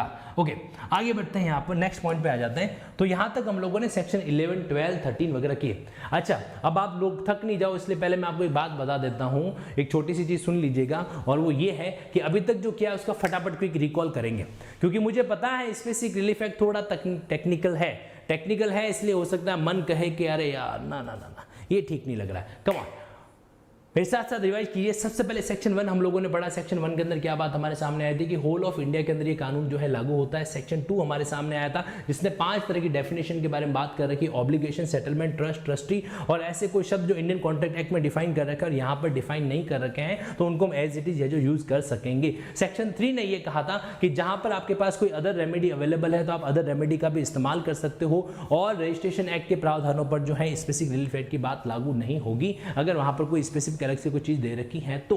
देन आफ्टर सेक्शन 5 हमारे सामने आया था रिकवरी ऑफ इमूवेबल प्रॉपर्टी, जिसमें जनरल सूट फाइल होता है, वो सीपीसी की प्रक्रिया के तहत है जो गवर्न होता है। सेक्शन 6 के अंदर जो है यहाँ पर जुरिडिकल पोजीशन के आधार पर क्या किया जा सकता है, पोजीशन को रिकवर करने का सूट फाइल किया जा सकता है अगर किसी पर्सन के पास में किसी इमूवेबल प्रॉपर्टी की पोजीशन को रखने का लीगल अधिकार है और उसको कोई व्यक्ति उस अधिकार से क्या कर देता है, डिस्पोजेस कर देता है, other than the due process of law की प्रक्रिया के अलावा उसको इस तरह से कर देता है, तो वो सेक्शन 6 में आके सूट फाइल कर सकता है उस पोजीशन के लिए। लेकिन ये सूट 6 मंथ के अंदर फाइल होना चाहिए। गवर्नमेंट के अगेंस्ट आप ये सूट फाइल नहीं कर सकते, और यहाँ पर जो सूट का रिजल्ट आएगा उसके खिलाफ कोई रिव्यू अपील वगैरह जो है नहीं होने वाली। लेकिन किसी भी केस के अंदर सेक्शन 6 जो है आपके टाइटल बेस्ड सूट को नहीं रोकता है। सेक्शन 7 हमारे सामने आया था क्या कि अगर आप मूवेबल प्रॉपर्टी की रिकवरी कराना चाहते हो तो सीपीसी की प्रक्रिया को आपको फॉलो करना होगा। सेक्शन 8 ये कह रहा था कि अगर कोई पर्सन जो किसी मूवेबल प्रॉपर्टी का रॉन्गफुल पोजीशन लेकर बैठा है, गलत कब्जा लेकर बैठा है, उसके पास उसका लीगल राइट नहीं है, तो उस पर्सन के अगेंस्ट जो है सेक्शन 8 का सूट फाइल किया जा सकता है। लेकिन कुछ एक सिचुएशन के अंदर जहां पर वो मूवेबल प्रॉपर्टी इस तरीके की है कि वो पैसों के अंदर उसका एडुकेट कंपनसेशन नहीं बैठेगा वगैरह, या फिर वो प्रॉपर्टी अपने आप यूनिक नेचर की वगैरह है, सिर्फ तहीं पर उसी सिचुएशन के अंदर ऐसा हो सकता है, अदरवाइज जो है नहीं हो सकता। सेक्शन 9 ने हमें कहा कि जो डिफेंसेस आपको नॉर्मल सूट के अंदर अवेलेबल होती है वो सारी डिफेंसेस आप क्या कर सकते हो, इंडियन कॉन्ट्रैक्ट एक्ट वाली जो है वो एसआरए के अंदर भी अप्लाई है जो कर सकते हो। सेक्शन 10 हमें ये कहता है कि हर तरह का जो कॉन्ट्रैक्ट है वो स्पेशली परफॉर्मेबल है, सिवाय 3 पॉइंट के, 11(2) के, सेक्शन 14 के, सेक्शन 16 के। यहाँ पर हम लोगों ने सेक्शन 11(2) के पॉइंट को भी ऑब्जर्व किया। अगर ट्रस्टी जो है अपनी प्रॉपर्टी की अपनी जो हैसियत है, अपनी जो कैपेसिटी है, उसके बाहर जाकर किसी तरह का कोई डीलिंग करता है तो वहां पर जो है स्पेसिफिक परफॉर्मेंस लागू नहीं हो पाएगा। उसके बाद में सेक्शन 16 के अंदर सेक्शन 14 के अंदर आपको 4 पॉइंट दे रखे हैं, जैसे सब्स्टिट्यूटेड परफॉर्मेंस ले लिया या एडुकेट कंपनसेशन वहां पर नहीं हो पा रहा है, ऐसी सिचुएशन के अंदर स्पेसिफिक परफॉर्मेंस वाली बात जो है वो लागू नहीं होगी। सेक्शन 16 पर्सनल बार के बारे में बात करता है कि मतलब कुछ अगर पर्सनल चीज़ें आपने डिफॉल्ट कर रखी हैं, जैसे एग्जांपल के लिए रेडी और विलिंग नहीं है, तो उस सिचुएशन के अंदर आपको पर्सनल स्पेसिफिक परफॉर्मेंस जो है वो नहीं मिल सकता। सेक्शन 12 हम लोगों ने पढ़ा पार्ट परफॉर्मेंस के अंदर। पार्ट परफॉर्मेंस सिंपली हमको इतना याद रखना है कि अगर जो है छूटा हुआ पोर्शन जो अनपरफॉर्म पोर्शन है वो मनी के अंदर कंपेंसेबल है, then it's okay, specific performance remaining part के लिए दी जा सकती है। या फिर क्या है, जो अनपरफॉर्म पार्ट है वो इंडिपेंडेंट और सेपरेट फुटिंग पर है, तो फिर जो रिमेनिंग पोर्शन है उसके लिए स्पेसिफिक परफॉर्मेंस जो है दी जा सकती है, अदरवाइज नहीं। सेक्शन 13 को हमने बायर के पॉइंट ऑफ व्यू से, बायर के राइट को प्रोटेक्ट करने के पॉइंट ऑफ व्यू से देखा, और सेक्शन 28 को सेलर के राइट को प्रोटेक्ट करने के पॉइंट ऑफ व्यू से ऑब्जर्व जो है किया है। ये रहा है अभी तक हमारा टाइम। अब बढ़ते हैं आगे। यहाँ तक तो मामला क्लियर है? मुझे एक बार कमेंट बॉक्स में रिप्लाई कर लो कि सर यहाँ तक ओके, कोई दिक्कत नहीं है, यहाँ तक जो सीन है वो एकदम परफेक्ट है, कोई प्रॉब्लम जो आपको नहीं आ रही है।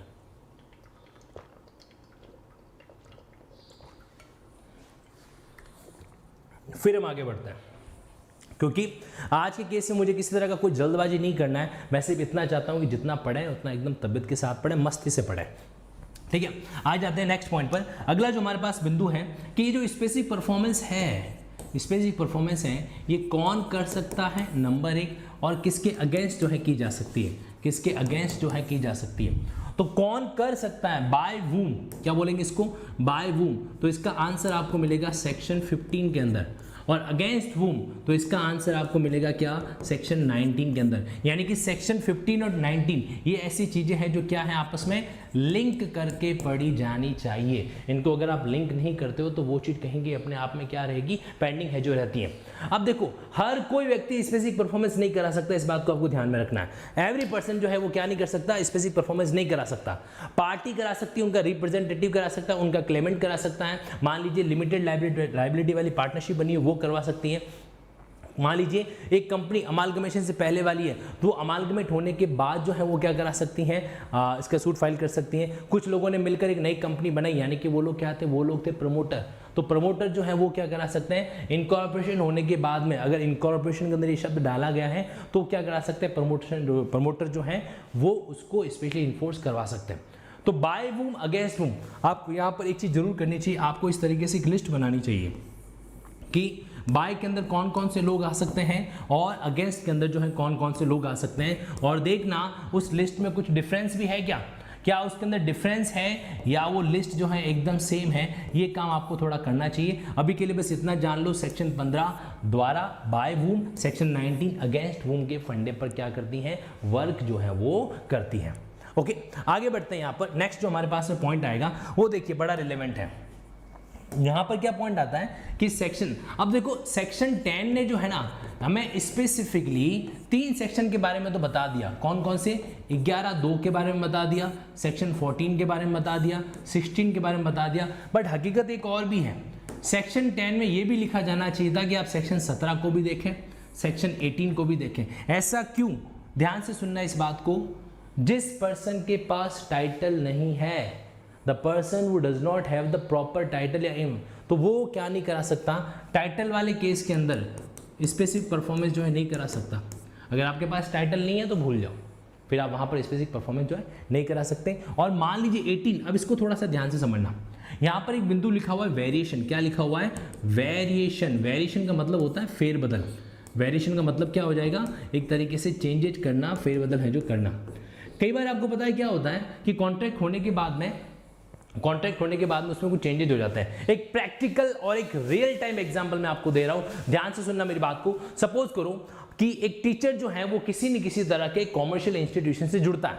सुनना, एक प्रैक्टिकल बात सीधे माइंड के अंदर एंटर होगी और ये आपको भविष्य के अंदर भी जो है एक प्रैक्टिकल बात सिखाएगी। देखो क्या होता है कि एक टीचर किसी कॉमर्शियल इंस्टीट्यूशन से जुड़ता है, वहां पर 6 महीने वो काम करता है। 6 महीने काम करने के बाद जो है वो उस इंस्टीट्यूशन के मालिक से मिलता है और ये कहता है कि सर हमारा कॉन्ट्रैक्ट इस तरीके से हुआ था, लेकिन जैसा कि मैं देख पा रहा हूं आप जो है मेरी सेवाएं अन्य फील्ड के अंदर भी ले रहे हैं, लेकिन आपके रेस्पेक्ट को देखते हुए मैं उन सेवाओं को मना नहीं कर पा रहा हूं, इसलिए अब जरूरत है हमें इस कॉन्ट्रैक्ट के अंदर जो हमारा एग्जिस्टिंग कॉन्ट्रैक्ट है उसमें चेंजेस करने चाहिए। ठीक है, मॉनेटरी एस्पेक्ट में, नॉन मॉनेटरी एस्पेक्ट में चेंजेस होने चाहिए। अब वहां पर उस संस्थान का मालिक जो है वो एग्री करता है कि यस बिल्कुल ऐसा होना चाहिए और हम ऐसा करवा देंगे। उसने कहा, उसने अप्रूवल दी कि यस ऐसा करवा देंगे।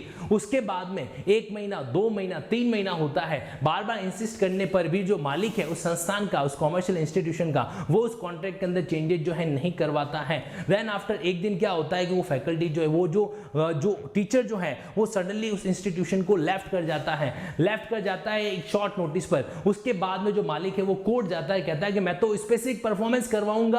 क्या करवाऊंगा, स्पेसिफिक परफॉर्मेंस करवाऊंगा। वहां पर कोर्ट के अंदर वो टीचर ये दलील देता है कि सर हमारे कॉन्ट्रैक्ट के अंदर ये वेरिएशन हुआ था और इस वेरिएशन को करवाने के लिए ऑनर ने कई बार कहा, बट ऑनर ने इंटेंशनली वो चीज नहीं करवाई। इसलिए स्पेसिफिक रिलीफ एक्ट सिंपली कहता है कि जहां पर वेरिएशन करवाना है तो पहले कॉन्ट्रैक्ट में वेरिएशन होगा, उसके बाद ही स्पेसिफिक परफॉर्मेंस जो है वो हो सकती है। क्या हो सकती है, उसके बाद ही स्पेसिफिक परफॉर्मेंस है जो हो सकती है। तो यहां पर वेरिएशन वाला जो पॉइंट है वो बहुत इंपॉर्टेंट है। पहले वेरिएशन फिर स्पेसिफिक परफॉर्मेंस, इस लॉजिक को याद रखना। पहले क्या होगा, वेरिएशन होगा, उसके बाद में क्या होगी, स्पेसिफिक परफॉर्मेंस जो है वो होती है। ये पॉइंट आपके सेक्शन 18 के तहत रिलेवेंट आ जाता है। क्लियर है? तो सिंपल सा फंडा है। सेक्शन 17 टाइटल नहीं है, छोड़ो, आपको नहीं मिलने वाला स्पेसिफिक परफॉर्मेंस। वेरिएशन करवाया था आपने, वेरिएशन कॉन्ट्रैक्ट में नहीं किया, स्पेसिफिक परफॉर्मेंस जो है वो नहीं मिल सकता। क्लियर है? तो ये सिंपल सी बात है और मुझे नहीं लगता इससे बड़ा प्रैक्टिकल कोई चीज आपके सामने हो सकता है। ओके, सेक्शन 19 को हमने अभी डिस्कस किया। अब आ जाते हैं कुछ ऐसे सेक्शन पर जो नई नवेली दुल्हन की तरह है। नई नवेली दुल्हन को आप समझते हो ना कि ससुराल के अंदर एकदम थोड़ा सा खुद को अनकंफर्ट भी फील करती है और दूसरे लोग भी अनकंफर्ट फील करते हैं। एक आपको प्रैक्टिकल बात बताता हूँ मैं। सपोज करो कि घर परिवार में नई नवेली दुल्हन आने से पहले जो घर के बड़े बुजुर्ग थे, एक आपका माइंड रिफ्रेश करने के लिए बात बता रहा हूँ, अच्छे से सुनना, एंजॉय करना, थोड़ा सा रिफ्रेश हो जाओ तो फिर वापस पढ़ाई में जुड़ जाना। अब क्या था कि नई नवेली दुल्हन घर परिवार में आने से पहले जो घर के बड़े थे, ताऊजी वगैरह थे, वो क्या करते थे, एक तरीके से पीली शॉल लपेट के जनेऊ यहाँ पर धारण करके सूर्य देव को इस तरीके से वो जल अर्पित करते थे और जल अर्पित करते थे एकदम टॉपलेस पोजीशन के अंदर, है ना। टॉपलेस पोजीशन मतलब जनेऊ पहनी हुई है और वो येलो कलर का जो है लपेटा हुआ है, लुंगी नहीं कह सकते, वो एक अलग आता है, पूजा करते समय यूज करते हैं उसको, ठीक है। अब जैसे ही घर में नई नई दुल्हन आई, अब वो ताऊ जी सोच रहे यार सूर्य भगवान को जल अर्पण करना है, लुंगी में जाऊं, कुर्ता पहन लूं, क्या पहन लूं। यहाँ पर इस चीज को बिल्कुल एक नॉर्मल वे में लेना होता है कि नहीं होता है? यस, मतलब हमें ऐसा लगता है कि जब शादी के बाद कन्या जो है ससुराल में जाती है, कन्या बोले तो गर्ल, थोड़ा हिंदी भी समझ लेना है ना, तो कन्या जब ससुराल में जाती है तो सिर्फ वही हेजिटेट होती है, ऐसा नहीं है। ससुराल में सारे लोग हेजिटेट हो जाते हैं, सारे लोग हेजिटेट होते हो, मतलब नया नया मेंबर आया है तो हमें थोड़ा सा ठीक रहना पड़ा, वरना वो क्या सोचेगी कि ये ताऊ जी ऐसे कैसे नंगे पुंगे, मतलब कहीं भी सूरज भगवान को अंग जो है अर्पण करने चले जाते हैं, मतलब ये उनके माइंड में आता है। ऐसा होता नहीं है, ना तो वो नई नई दुल्हन सोचती है ना कुछ ऐसा होता है, लेकिन उनके माइंड में ये चीज़ आ जाती है। इसीलिए तो क्या होता है, हेजिटेशन को लाइफ के अंदर हमें दूर रखना है। अब सेक्शन 20, 28, 20B, 20C, ये सारी चीज़ें क्या है, ये सारी चीज़ें भी कुछ इसी तरीके की है, नई नहीं आई है, इसलिए हम लोगों में से कुछ ने इसको अच्छे से समझ लिया होगा, शायद कुछ लोगों ने जो है नहीं समझा होगा। अब ध्यान से सुनना इस बात को, जो नेक्स्ट पॉइंट में आपके सामने रखने जा रहा हूं। देखो, स्पेसिफिक रिलीफ एक्ट में ऐतिहासिक घटना तब हुई जब सेक्शन 20 को जो है जोड़ा गया। पहले क्या होता था कि पहले तो नहीं मेरे को तो करवानी स्पेसिफिक परफॉर्मेंस, मुझे तो स्पेसिफिक परफॉर्मेंस करवानी ही है, ये वाली बात वहां पर आ जाती है। अब देखो क्या होता है, कोर्ट कहता है कि यार तुम्हारा जो काम है कोई दूसरा व्यक्ति कर सकता है क्या? हाँ, कर तो सकता है। तो कोर्ट कहता है काम करो, उस दूसरे वाले व्यक्ति से काम करवा लो, जो भी तुम्हारा एक्स्ट्रा पैसा लग जाए या जो भी तुम्हारी कोई एडिशनल कॉस्ट आ जाए वगैरह, वो बता देना, वो हम तुमको जो है इस पहले वाले पर्सन से दिला देंगे। तो क्या दिक्कत है, क्या प्रॉब्लम है? घर शादी विवाह के अंदर कैंपर सप्लाई करने थे, नव ज्योति के कैंपर नहीं आए, कोई बात नहीं, जीवन ज्योति के कैंपर्स आ गए, है ना, पानी के कैंपर्स की बात कर रहा हूं मैं, तो वहां पर क्या हो जाएगा, इट्स ओके, सब्स्टिट्यूट परफॉर्मेंस होगी। हाँ, ये हो सकता है कि वो नव ज्योति वाला जो है वो 20 रुपीज पर कैंपर चार्ज कर रहा था और वो जीवन ज्योति वाले ने 30 रुपीज चार्ज कर दिए, तो जितना एक्स्ट्रा लगा उतना पहले वाली पार्टी से ले लो और क्या कर दो, इस तरीके से जो आप हैं अपने मैटर को डील है जो करवा दीजिए, अपने मैटर को क्या करवा दो, डील है जो करवा दीजिए, ठीक है। तो यहां पर ये जो पॉइंट आता है इसको बोला जाता है सब्स्टिट्यूटेड परफॉर्मेंस। नाम से ही पता चल रहा है कि हम क्या कर रहे हैं, सब्स्टिट्यूट कर रहे हैं, प्रतिस्थापित कर रहे हैं, सब्स्टिट्यूटेड परफॉर्मेंस। तो अगर किसी इंसान ने सब्स्टिट्यूटेड परफॉर्मेंस जो है वो हासिल कर दी है, तो उस सिचुएशन में क्या हो जाएगा, उस सिचुएशन में फिर जो है उसको क्या नहीं मिलेगा, स्पेसिफिक परफॉर्मेंस जो है नहीं मिलने वाला, नो स्पेसिफिक परफॉर्मेंस, फिर वहां पर उसको नहीं मिलेगा। और मिलेगा भी क्यों, उसका जो काम था वो तो हो गया ना, लेकिन हाँ वो व्यक्ति डैमेजेस के लिए क्या होगा, एंटाइटल है जो होगा। लेकिन एक बात बताओ, क्या इसके लिए कुछ नोटिस की फॉर्मेलिटी करनी पड़ती है क्या? यस, 30 डेज का नोटिस जो है वो यहां पर देना होता है। क्या होता है, 30 डेज, 30 दिन का आपको एक तरीके से नोटिस देना पड़ता है और उसके बाद जो है आप सब्स्टिट्यूटेड परफॉर्मेंस है जो करवा सकते हो, सब्स्टिट्यूटेड परफॉर्मेंस है जो करवा सकते हो। अब देखो ध्यान रखना, सेक्शन 14 ही नहीं, जब आप सेक्शन 16 भी पढ़ोगे ना, सेक्शन 16, तो उसके अंदर अलग अलग क्लॉज दे रखे A, B, C करके, और वहां पे जो पहला क्लॉज है वो यही है कि अगर आपने सेक्शन 20 के तहत सब्स्टिट्यूटेड परफॉर्मेंस ऑब्टेन कर ली है तो अब यहां पर आप पर्सनली बाहर हो, यहाँ पर क्या हो, आप पर्सनली बार्ड हो कि आप क्या नहीं कर सकते, स्पेसिफिक परफॉर्मेंस नहीं ले सकते। तो 16 का ए पॉइंट जो है वो रीड विथ होना चाहिए किसके, सेक्शन 20 के साथ में। हालांकि देखो सेक्शन 16 जो है पर्सनल बार का, उसमें 2-3 बिंदु और भी आते हैं, लाइक आप इनकैपेबल ऑफ परफॉर्मिंग हो, या फिर आप कॉन्ट्रैक्ट के एसेंशियल टर्म को खुद ही वॉइड कर रहे हो, या फिर फ्रॉड कर रहे हो, या फिर विलफुली कोई ऐसा एक्ट कर रहे हो जो अपने आप में उस कॉन्ट्रैक्ट के अकॉर्डिंग ठीक नहीं है, तो ये सारी बातें भी वहां पर आती है। लेकिन क्लॉज ए जो है उसका सीधा सेक्शन 20 के साथ कनेक्शन जुड़ता है। नाम से जिन सेक्शन को एक नाम से पता कर सकें, सबसे अच्छी बात तो वही होती है जिन सेक्शंस को हम क्या कर सकें, एक सिंगल वर्ड के अंदर अच्छे से पॉइंट ऑफ व्यू समझ सकें, दैट्स ऑल। उसके अलावा और कोई नई चीज नहीं होती है। हालांकि इसमें आपको 2 बातें और ध्यान रखनी है, क्या कि इसमें तहत, इस पॉइंट के तहत जो है क्या कंपेंसेशन भी हमें मिल सकता है क्या। ध्यान रखना, आपने सब्स्टिट्यूट परफॉर्मेंस ली है, इसका मतलब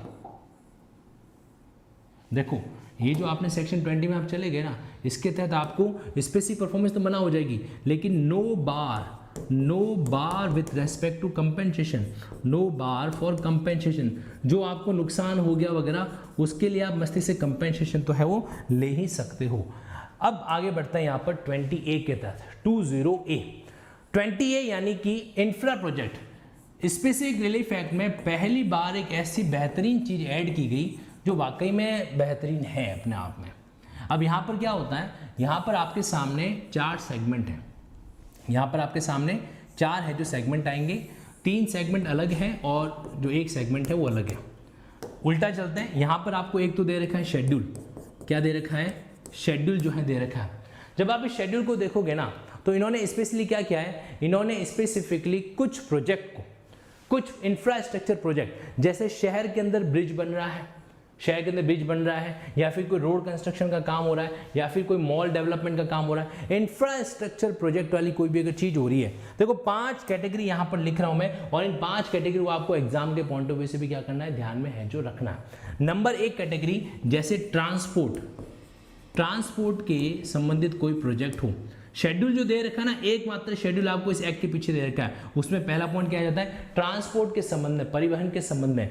दूसरा एनर्जी के संबंध में, एनर्जी यानी कि पावर, ऊर्जा के संबंध में। या फिर तीसरा इसके अंदर कौन सा बिंदु आ जाएगा, वाटर सैनिटेशन वाला पॉइंट आ गया, कम्युनिकेशन वाला पॉइंट आ गया। तो देखो यहाँ पे क्या आ जाएगा, तीसरा point water and sanitation, water sanitation यानी कि स्वच्छता।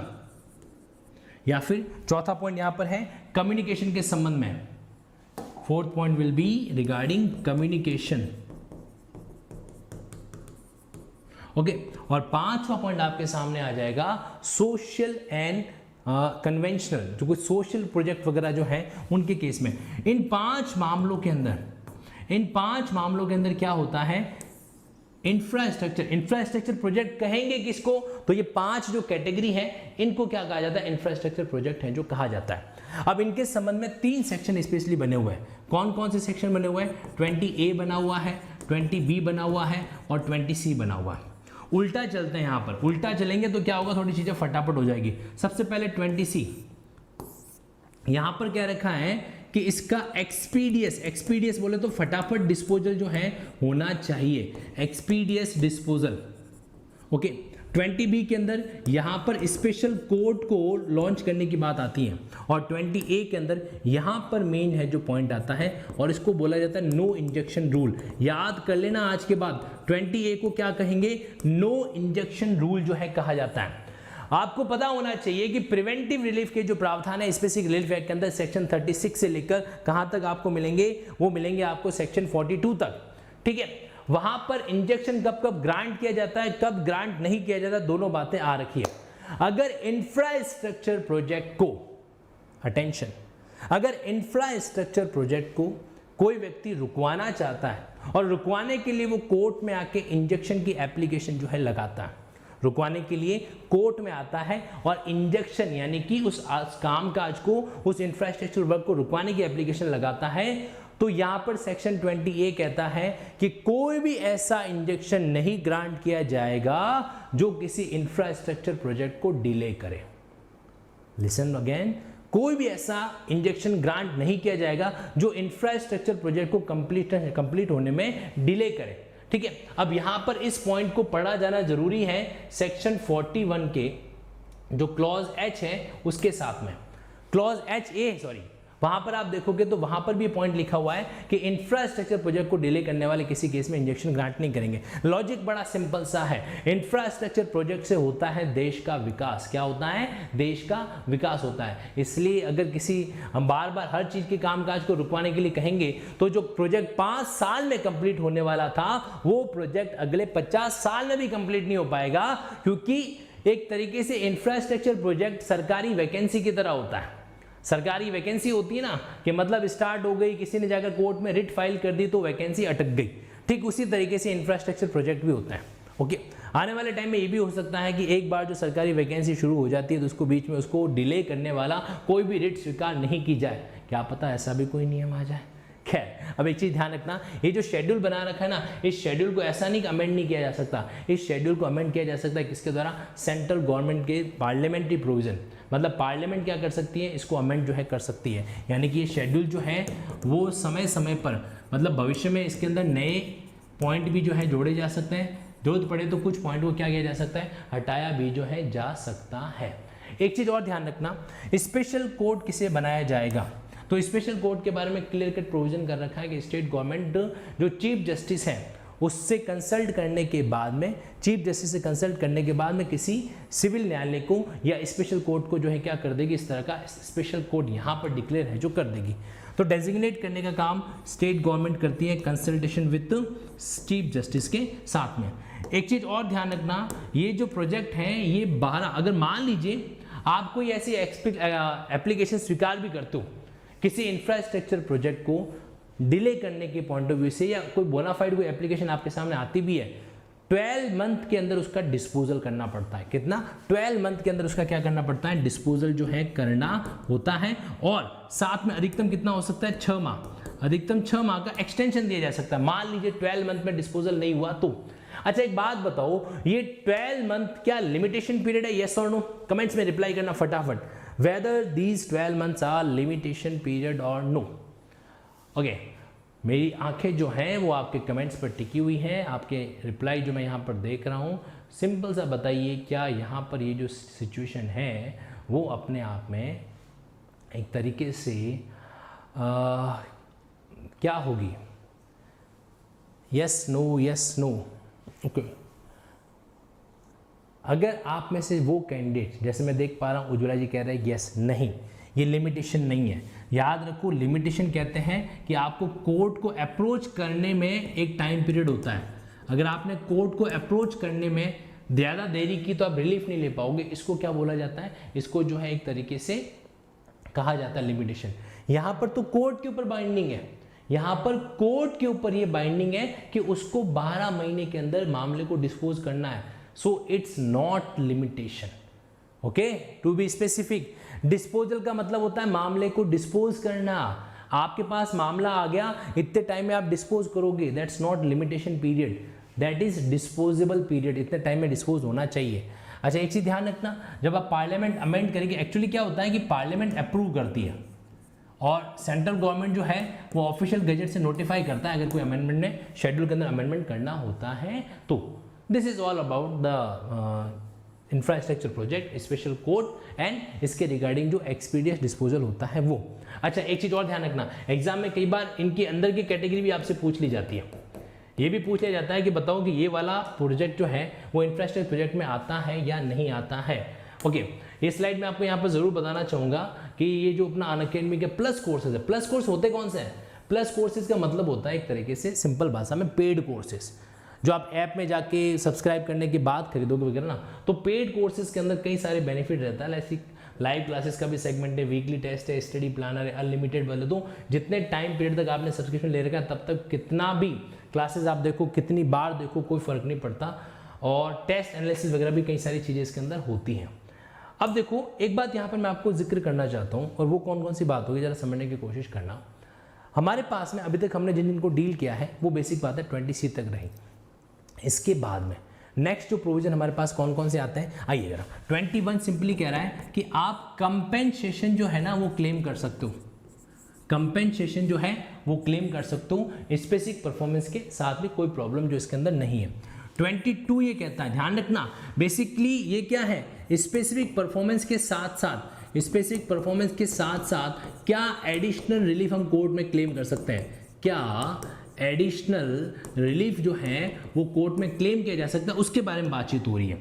तो 21 में कंपेंसेशन आप क्लेम कर सकते हो। आप चाहो तो मान लीजिए स्पेसिफिक परफॉर्मेंस के साथ साथ आप पार्टीशन का भी रिलीफ है जो क्लेम कर सकते हो, या फिर अगर आपने कोई अमाउंट डिपॉजिट करवा रखा है तो उस अर्नेस्ट मनी को रिफंड कराने का रिलीफ भी आप क्या कर सकते हो, कोर्ट में उस समय जो है मांग सकते हो, एक्सेट्रा। यानी कि स्पेसिफिक परफॉर्मेंस के साथ साथ क्या एडिशनल रिलीफ हो सकता है, तो उसका आंसर होगा सेक्शन 21, सेक्शन 22 और साथ ही साथ में 29। एक नोट कर लेना इस बात को, स्पेसिफिक परफॉर्मेंस के साथ में क्या क्या एडिशनल रिलीफ मांगे जा सकते हैं, तो ये वाला पॉइंट यहां पर आ जाएगा। 21, 22, 29 में क्या है, स्पेसिफिक परफॉर्मेंस के साथ साथ कॉन्ट्रैक्ट का रेसिशन, कॉन्ट्रैक्ट को रिसाइन करने वाली बात भी जो है आप क्लेम है जो कहीं ना कहीं कर सकते हो। ठीक है, तो 29 में क्या था यहाँ पर पॉइंट, 29 में था कॉन्ट्रैक्ट का विखंडन है जो करना। ओके, इसके बाद में 23 के अंदर, 22 के बाद 23 हमने ऑलरेडी पढ़ा, लिक्विडेशन कोई बार नहीं है। अगर आपने कॉन्ट्रैक्ट में लिख दिया है कि इतना डैमेजेस पे करना पड़ेगा जब कॉन्ट्रैक्ट ब्रीच होगा, तो इसके कारण, इतना लिखने के कारण आपको स्पेसिफिक परफॉर्मेंस से बार नहीं किया जा सकता। तो नो बार, इसका कोई रेस्ट्रिक्शन जो है यहाँ पर अप्लाई नहीं होगा। एक सिंपल सी बात जो है यहाँ पर क्या होती है, एप्लीकेबल है जो होती है। तो ये कई मतलब ऐसे पॉइंट होते हैं जिनको हमें साथ साथ में ऑब्जर्व जो करना चाहिए। अच्छा, एक चीज़ और आती है इसके अंदर कि जब आप नेक्स्ट पॉइंट ऑब्जर्व करोगे, जैसे 21 आया, 22 आया, 23 आया, 4, 5, 16 सो ऑन, एक पॉइंट आता है यहाँ पर कि ये जितने भी नियम वगैरह हैं वो सारे के सारे एप्लीकेबल हो जाते हैं। कहाँ एप्लीकेबल हो जाते हैं?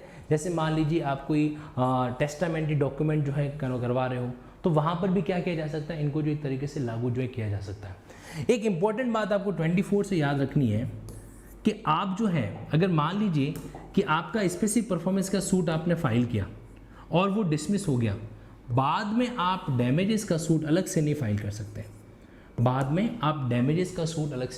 सकते, तो टू वेरी केयरफुल, इसलिए आपको बहुत केयरफुल रहने की ज़रूरत है जो होगी।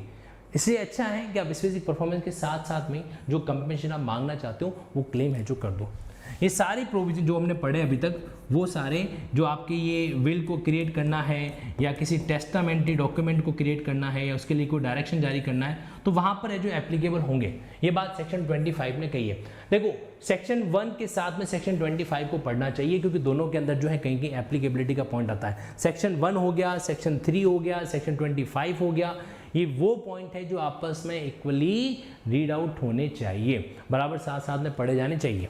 आ जाते हैं नेक्स्ट बिंदु पर। अगला पॉइंट हमारे पास में क्या है, 26 क्या कह रहा है कि जब रियल इंटेंशन, जब वास्तविक इंटेंशन जो है अगर नहीं आए किसी इंस्ट्रूमेंट का, तो उस इंस्ट्रूमेंट को क्या हो जाना चाहिए, रेक्टिफाई है जो करवाना चाहिए। और वास्तविक इंटेंशन क्यों नहीं आ रहा है, इसके पीछे क्या लॉजिक रह सकता है? हो सकता है म्यूचुअल मिस्टेक हो गई हो, या हो सकता है कोई फ्रॉड वाला एलिमेंट आ गया हो, है ना। तो उस केस में इसको रेक्टिफाई है जो करवाया जाता है। एक सेक्शन आता है 26 का। 27 की अगर बात करें, हम लोगों ने पहले भी इसको डिस्कस कर रखा है कि रेसिशन करवाने के लिए किसी भी कॉन्ट्रैक्ट जो अपने आप में क्या है, वॉइडेबल है, ऐसा कॉन्ट्रैक्ट जो क्या है, वॉइडेबल है, उसको आप क्या करा सकते हो, विखंडित करा सकते हो, उसका रेसिशन है जो करवा सकते हो। ये बात यहाँ पर एप्लीकेबल होती है। 27 के बाद में 28 ऑलरेडी हम पढ़ चुके हैं। यहाँ पर क्या है, यहाँ पर सेलर का राइट है, किस बारे में, मनी रिकवर करने में, जो अमाउंट उसको प्राप्त करने का अधिकार है किससे, बायर से, तो उसको रिकवर वो जो है वहाँ पर कर सकता है। 29 की अगर मैं आपसे बात करूँ, तो मैंने अभी आपको कहा कि अल्टरनेटिव रिलीफ है, आप जो है क्या कर सकते हो, साथ साथ में क्लेम कर सकते हो कि स्पेसिफिक परफॉर्मेंस के साथ में ये भी चीज़ दे दी जाए, कौन सा, रेजिस्ट्रेशन का। एक महत्वपूर्ण बात, सेक्शन 30, अब 30 पढ़ने से पहले मैं आपको याद दिला दूं, 30 का कनेक्शन एक तरीके से सेक्शन जैसे आपके 64 है, 66 है, किसके, या 65 है, इंडियन कॉन्ट्रैक्ट एक्ट के। देखो, अगर किसी पर्सन ने आपके साथ कोई ऐसा कॉन्ट्रैक्ट किया जो कि क्या है, वॉइड है, जो कैसा है, वॉइड है या वॉइडेबल है, और आगे जाके उसको वॉइड डिक्लेयर कर दिया गया, अब उसके अंदर कोई भी अमाउंट एक व्यक्ति ने दूसरे व्यक्ति को दे रखा है, तो यहां पर इक्विटी का सिद्धांत लागू होता है। इक्विटी का मतलब क्या होता है कि no person get undue benefit and no person suffered with undue loss. Note it down कोई भी पर्सन जो है वो अनड्यू बेनिफिट नहीं प्राप्त करे और कोई भी पर्सन जो है अनड्यू लॉस नहीं हो। तो ऐसे केस में एक सिद्धांत आता है, द प्रिंसिपल ऑफ रिस्टोरेशन। आपने जो कुछ भी ऐसा प्राप्त किया है जिसे प्राप्त करने का आप राइट नहीं रखते, उसको आप वापस क्या कर दो, वापस जो है रिटर्न कर दो। तो ऐसे केस में जब कॉन्ट्रैक्ट रिसाइंड हो जाता है तो इक्विटी करनी होती है। इक्विटी को वैसे हिंदी के अंदर शामिया है जो कहा जाता है कि मतलब no undue benefit, no undue benefit and no undue loss, ये होना चाहिए। इक्विटी करने का सिद्धांत इसको बोलता है। कॉन्ट्रैक्ट खत्म कर दिया ना, तो कॉन्ट्रैक्ट में जो भी आपने रिसीव किया है वापस रिटर्न तो करो। सेक्शन 30 के अंदर ये बात है जो अप्लाई होती है। अब देखो 31 के कॉन्सेप्ट को समझने की कोशिश करना। सेक्शन 31 क्या कहता है कि अगर कोई ऐसा इंस्ट्रूमेंट है जिसको अगर आपने पेंडिंग छोड़ दिया तो फ्यूचर में आपको वो क्या कर सकता है, सीवियर इंजरी है जो कर सकता है, सीवियर इंजरी है जो कर सकता है, तो उसको कैंसिल करवाना। तो उसको क्या करवाना, कैंसिल करना। सपोज करो कि एक टीचर ने किसी इंस्टीट्यूशन के साथ में कोई एग्रीमेंट किया। एग्रीमेंट करने के दौरान उस इंस्टीट्यूशन ने ये कहा कि सर आपको जो है ये अलग से एक बॉन्ड भर के देना पड़ेगा वगैरह वगैरह। तो जब वो एग्रीमेंट अपने आप में टर्मिनेट हो गया और बॉन्ड कैंसिल नहीं हो रहा है, तो वो टीचर कोर्ट में जाके कह सकता है कि सर सेक्शन 31 के तहत वो जो बॉन्ड इन्होंने भरवाया था उसको कैंसिल किया जाए, क्योंकि वो बॉन्ड अगर सस्टेन हुआ तो हो सकता है, क्या हो सकता है कि मुझे पर्सनली ऐसी इंजरी हो सकती है, ऐसी स्पेशल इंजरी हो सकती है जो अपने आप में इनरिपेरेबल हो। तो यहाँ पर सेक्शन 31 की बात जो लागू हो जाती है। और सबसे अहम बात सेक्शन 32, आपको पता है आप लोगों ने सेक्शन 12 पढ़ा था, सेक्शन 12, वहाँ पर भी पार्ट ऑफ कॉन्ट्रैक्ट की स्पेसिफिक परफॉर्मेंस थी और यहाँ पर पार्ट ऑफ इंस्ट्रूमेंट को पार्टली क्या करना, कैंसिल करना। तो क्या किसी इंस्ट्रूमेंट को पार्टली कैंसिल कर सकते हैं क्या? Answer will be yes, answer will be yes. एक चीज ध्यान से सुनना, मेरी बात को अच्छे तरीके से माइंड में सेट कर लीजिएगा, वो ये है कि कॉन्ट्रैक्ट को पार्टली परफॉर्म जनरल वे में हम नहीं करा सकते। जनरल रूल क्या है, part of contract is not specifically performable, लेकिन part of instrument is cancellable. Instrument का पार्ट जो है वो जनरल रूल के तहत अपन कैंसिल करा सकते हैं, लेकिन कॉन्ट्रैक्ट का जो स्पेसिफिक पार्ट है उसको स्पेशली परफॉर्म जो है नहीं करवाया जा सकता। ये बात यहां पर ध्यान रखना है। इसलिए 32 को हमें क्या करना है, सेक्शन 12 के साथ में रीड आउट जो है करना है। सेक्शन 12 और 32 दोनों क्या होने चाहिए, साथ में पढ़े जाने चाहिए। और 33 ये कोई नई बात नहीं करता है, ये वही बात करेगा जो आपने अभी सेक्शन 30 के अंदर पढ़ी, यानी कि इक्विटी करना। यहां पर भी क्या होगा, इक्विटी का सिद्धांत जो है वो बेसिकली अप्लाई होता है। नाउ नेक्स्ट पॉइंट आपके सामने क्या रहेगा, जरा आ जाइए। डिक्लेरेशन का सिद्धांत। डिक्लेरेशन, डिक्लेयर करवाना।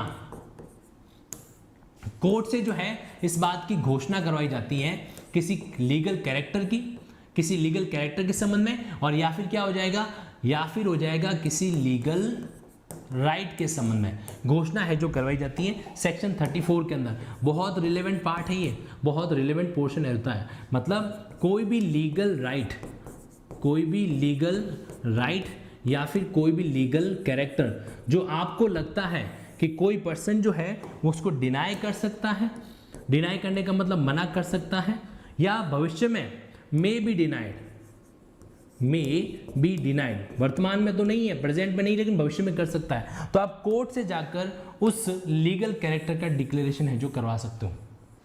एग्जाम्पल के लिए देखिए, अडॉप्टेड सन, अडॉप्टेड सन। अब उन्होंने कोई रजिस्टर्ड विल वगैरह नहीं बना रखी है, जो भी कुछ है, लेकिन कस्टम के अकॉर्डिंग वो एक व्यक्ति का अडॉप्टेड सन है, तो वो कोर्ट में जाकर ये घोषणा, ये डिक्लेरेशन करवा सकता है कि I am the adopted son of that lady, है ना। और इस बात की घोषणा करवानी ताकि जो उस लेडी का जो प्रॉपर्टी किसी अन्य पर्सन के पास पड़ा है वो प्रॉपर्टी मुझे मिल सके, क्योंकि that person may deny my status. वो पर्सन मुझे मना कर सकता है कि भाई आप हकदार नहीं हो। अच्छा, ट्रस्टी जो होता है, ट्रस्टी एक ऐसा पर्सन माना जा सकता है जो भविष्य में इस बात की डिनाई करे, इस बात के लिए मना करे कि आपके पास वो लीगल कैरेक्टर नहीं है। तो कोर्ट में ये डिक्लेरेटरी सूट फाइल किए जाते हैं। क्या किए जाते हैं, डिक्लेरेटरी सूट जो है इनको कहा जाता है, वो सेक्शन 34 में होते हैं। और सेक्शन 34 का इफेक्ट जो है, सेक्शन 34 का इफेक्ट जो है वो कहां पर आता है, सेक्शन 35 में। तो जो भी पार्टीज हैं, जो भी पार्टीज हैं या उनके अंडर के आने वाले कोई जो क्लेमेंट है, वहां पर क्या होता है, सेक्शन 35 के तहत उसका इफेक्ट है जो आता है। Okay, this point to be noted, that is 34 and 35। अब आगे बढ़ते हैं मेन सेगमेंट पर।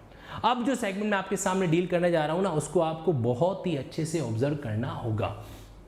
देखिए सेक्शन 36 जो है ना, वो इंजेक्शन के बारे में, प्रिवेंटिव रिलीफ के बारे में बताता है कि कोर्ट जो है प्रिवेंटिव रिलीफ दो तरीकों से कर सकता है। पहला तरीका कौन सा होता है कि वो टेम्परेरी इंजेक्शन ग्रांट कर दे, और दूसरा तरीका होता है परपेचुअल इंजेक्शन ग्रांट कर दे। टेम्परेरी इंजेक्शन में और परपेचुअल इंजेक्शन में अंतर क्या होता है, इसको जानना बहुत ज़रूरी है। टेम्परेरी इंजेक्शन जो है ना, उनकी वैलिडिटी रहती है कुछ टाइम पीरियड तक, या कोर्ट के फर्दर ऑर्डर तक, या फाइनली जो जजमेंट आता है वहाँ तक। टेम्परेरी इंजेक्शन वहाँ पर अपनी लाइफ लाइन ख़त्म कर देते हैं। परपेचुअल इंजेक्शन जो है ना, वो हमेशा डिक्री के फॉर्म में आता है। परपेचुअल इंजेक्शन यानी कि शाश्वत व्यादेश जो है, वो हमेशा डिक्री के फॉर्म में आता है। और डिक्री यानी आने का मतलब क्या हुआ, एक तरीके से मेरिट बेस पर वो कंक्लूसिव हो गया। मेरिट बेस पर क्या हो गया, कंक्लूसिव। अब वो रिवर्स नहीं हो सकता। टेम्परेरी इंजेक्शन रिवर्सिबल है, कभी भी खत्म हो सकता है, लेकिन जो परपेचुअल इंजेक्शन है वो वहां पर खत्म जो है नहीं होता है। ओके, अब देखिए इसके अंदर क्या क्या पॉइंट है।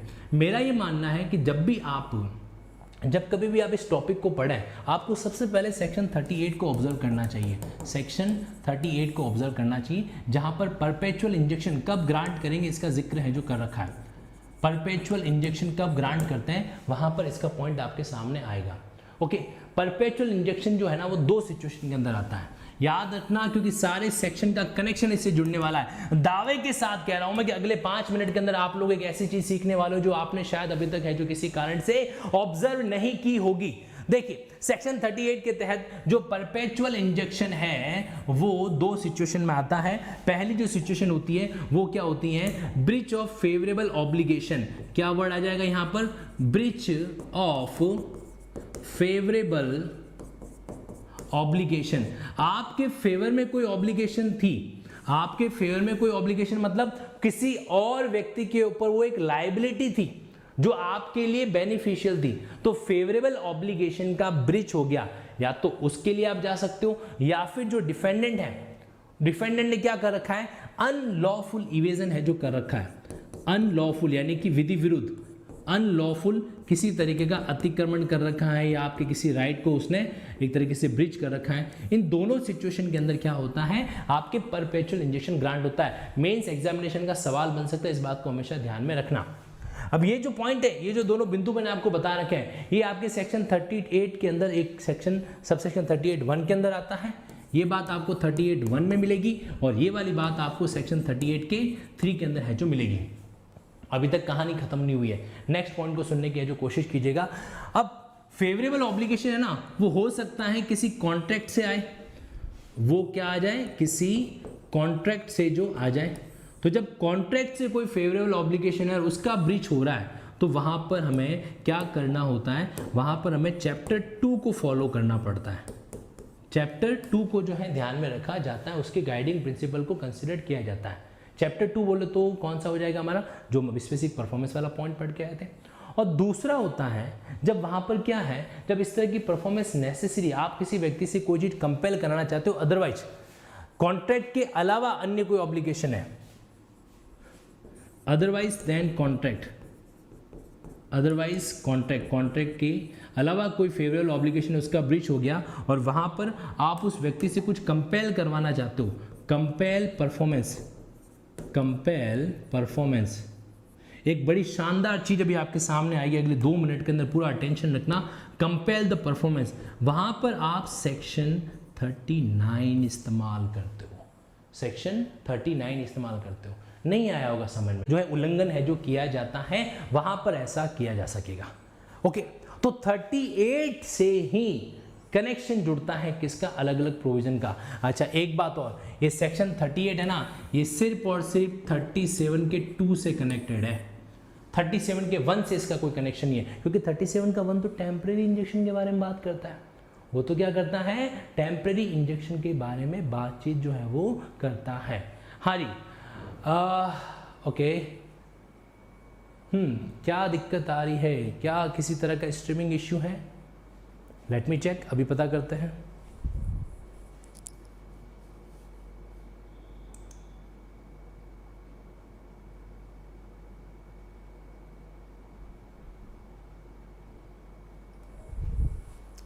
हाँ जी, क्या कोई इश्यू आ रखा है मुझे बताइए। Am I audible? क्या मेरी बात आप लोगों तक पहुंच रही है? येस और नो कंफर्म कीजिए एक बार। Clear, okay, thank you so much. अब नेटवर्क है जी, तकनीक है, कई बार जो बीच बीच में नाराज हो जाती है, मनाना पड़ता है ना। इतिहास के अंदर एक कॉन्सेप्ट आता है रूठी रानी, है ना। तो उसी तरीके से तकनीक भी जो है कई बार रूठी रानी बन जाती है। मनाएंगे, कोई बात नहीं, और कर भी क्या सकते हैं। खैर, तो यहाँ पर 37(2) से ये जो बातें मैंने आपको बताई हैं कि इसका कनेक्शन किससे जुड़ेगा। सेक्शन 38 में ब्रीच ऑफ फेवरेबल ऑब्लिगेशन है तो 2 पार्ट आ जाएंगे। कॉन्ट्रैक्ट के तहत है तो चैप्टर 2 को फॉलो किया जाएगा। अदरवाइज जो है आप सेक्शन 39 को साथ साथ में अप्लाई करोगे। दूसरी अनलॉफुल डिवीजन होने पर कुछ पॉइंट आपको 38(3) में दे रहे कि उनको ध्यान रखना है। और इस पूरे इंजेक्शन चैप्टर का कनेक्शन जो है वो किससे जुड़ता है, वो सेक्शन 37 के 2 से जुड़ता है और किसी से नहीं जुड़ेगा।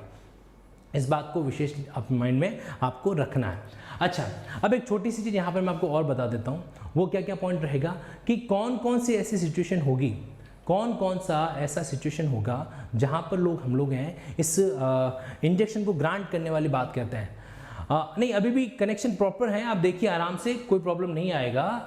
अच्छे से ऑब्जर्व कीजिए। क्या अभी भी आप में से कुछ कैंडिडेट्स को दिक्कत आ रही है क्या इस बात को लेकर कि इंटरनेट कनेक्टिविटी का असर थोड़ा सा जो है एक तरीके से इश्यू हो रहा है? क्या किसी कैंडिडेट्स को किसी तरह का ये प्रॉब्लम आ रहा है? क्या मुझे एक बार कमेंट्स में रिप्लाई कर दीजिए, ऐसा कोई चीज़ है, क्योंकि मैं नहीं चाहता कि इसी तरह की प्रॉब्लम जो है वो आप लोग कहीं कहीं फेस करें। हाँ जी, ऑल क्लियर है? चलिए, तो जिन कैंडिडेट्स को दिक्कत आ रही है उनको थोड़ा अपने लेवल पे ऑब्जर्व करना पड़ेगा। हाँ जी, अब एक बात यहाँ पर मैं ज़रूर कहना चाहूँगा, उसको जो नोटिस करना आप। इसके अलावा जो है अब हमारे पास में जो सेक्शन 40 बचता है वो कुछ नहीं है। सेक्शन 40 तो सिंपली कह रहा है कि आप क्या कर सकते हो, डैमेजेस जो है ना, डैमेजेस जो हैं वो इसके इंजेक्शन के बदले में या इंजेक्शन के लिए आप मांग सकते हो। डैमेजेस क्लेम करने का आपको अधिकार है इंजेक्शन के साथ में। इंजेक्शन के साथ साथ में आप क्या कर सकते हो, डैमेजेस जो है वो मस्तिष्क से क्लेम जो है वो कर सकते हो। ओके, तो यहाँ पर सेक्शन 40। अच्छा, एक बात बताओ, सेक्शन 40 को किससे कनेक्ट कर सकते हैं? सेक्शन 40 को अभी तक के जितने भी सेक्शन हम लोगों ने पढ़े तुरंत रिप्लाई दीजिए, ताकि मुझे भी इस बात का एहसास हो जाए कि आप लोग जो एकदम गंभीरता के साथ में, सीरियसनेस के साथ चीज़ों को ऑब्जर्व है जो कर रहे हैं।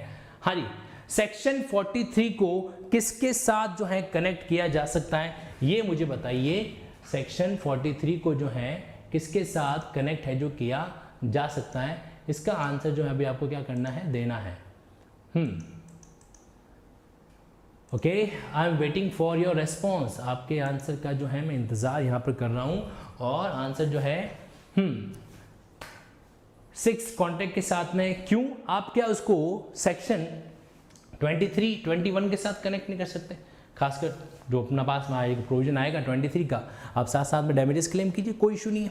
अब देखो सेक्शन 41 जो है ना वो बड़ा इंटरेस्टिंग है। Section 41 refusal of injection.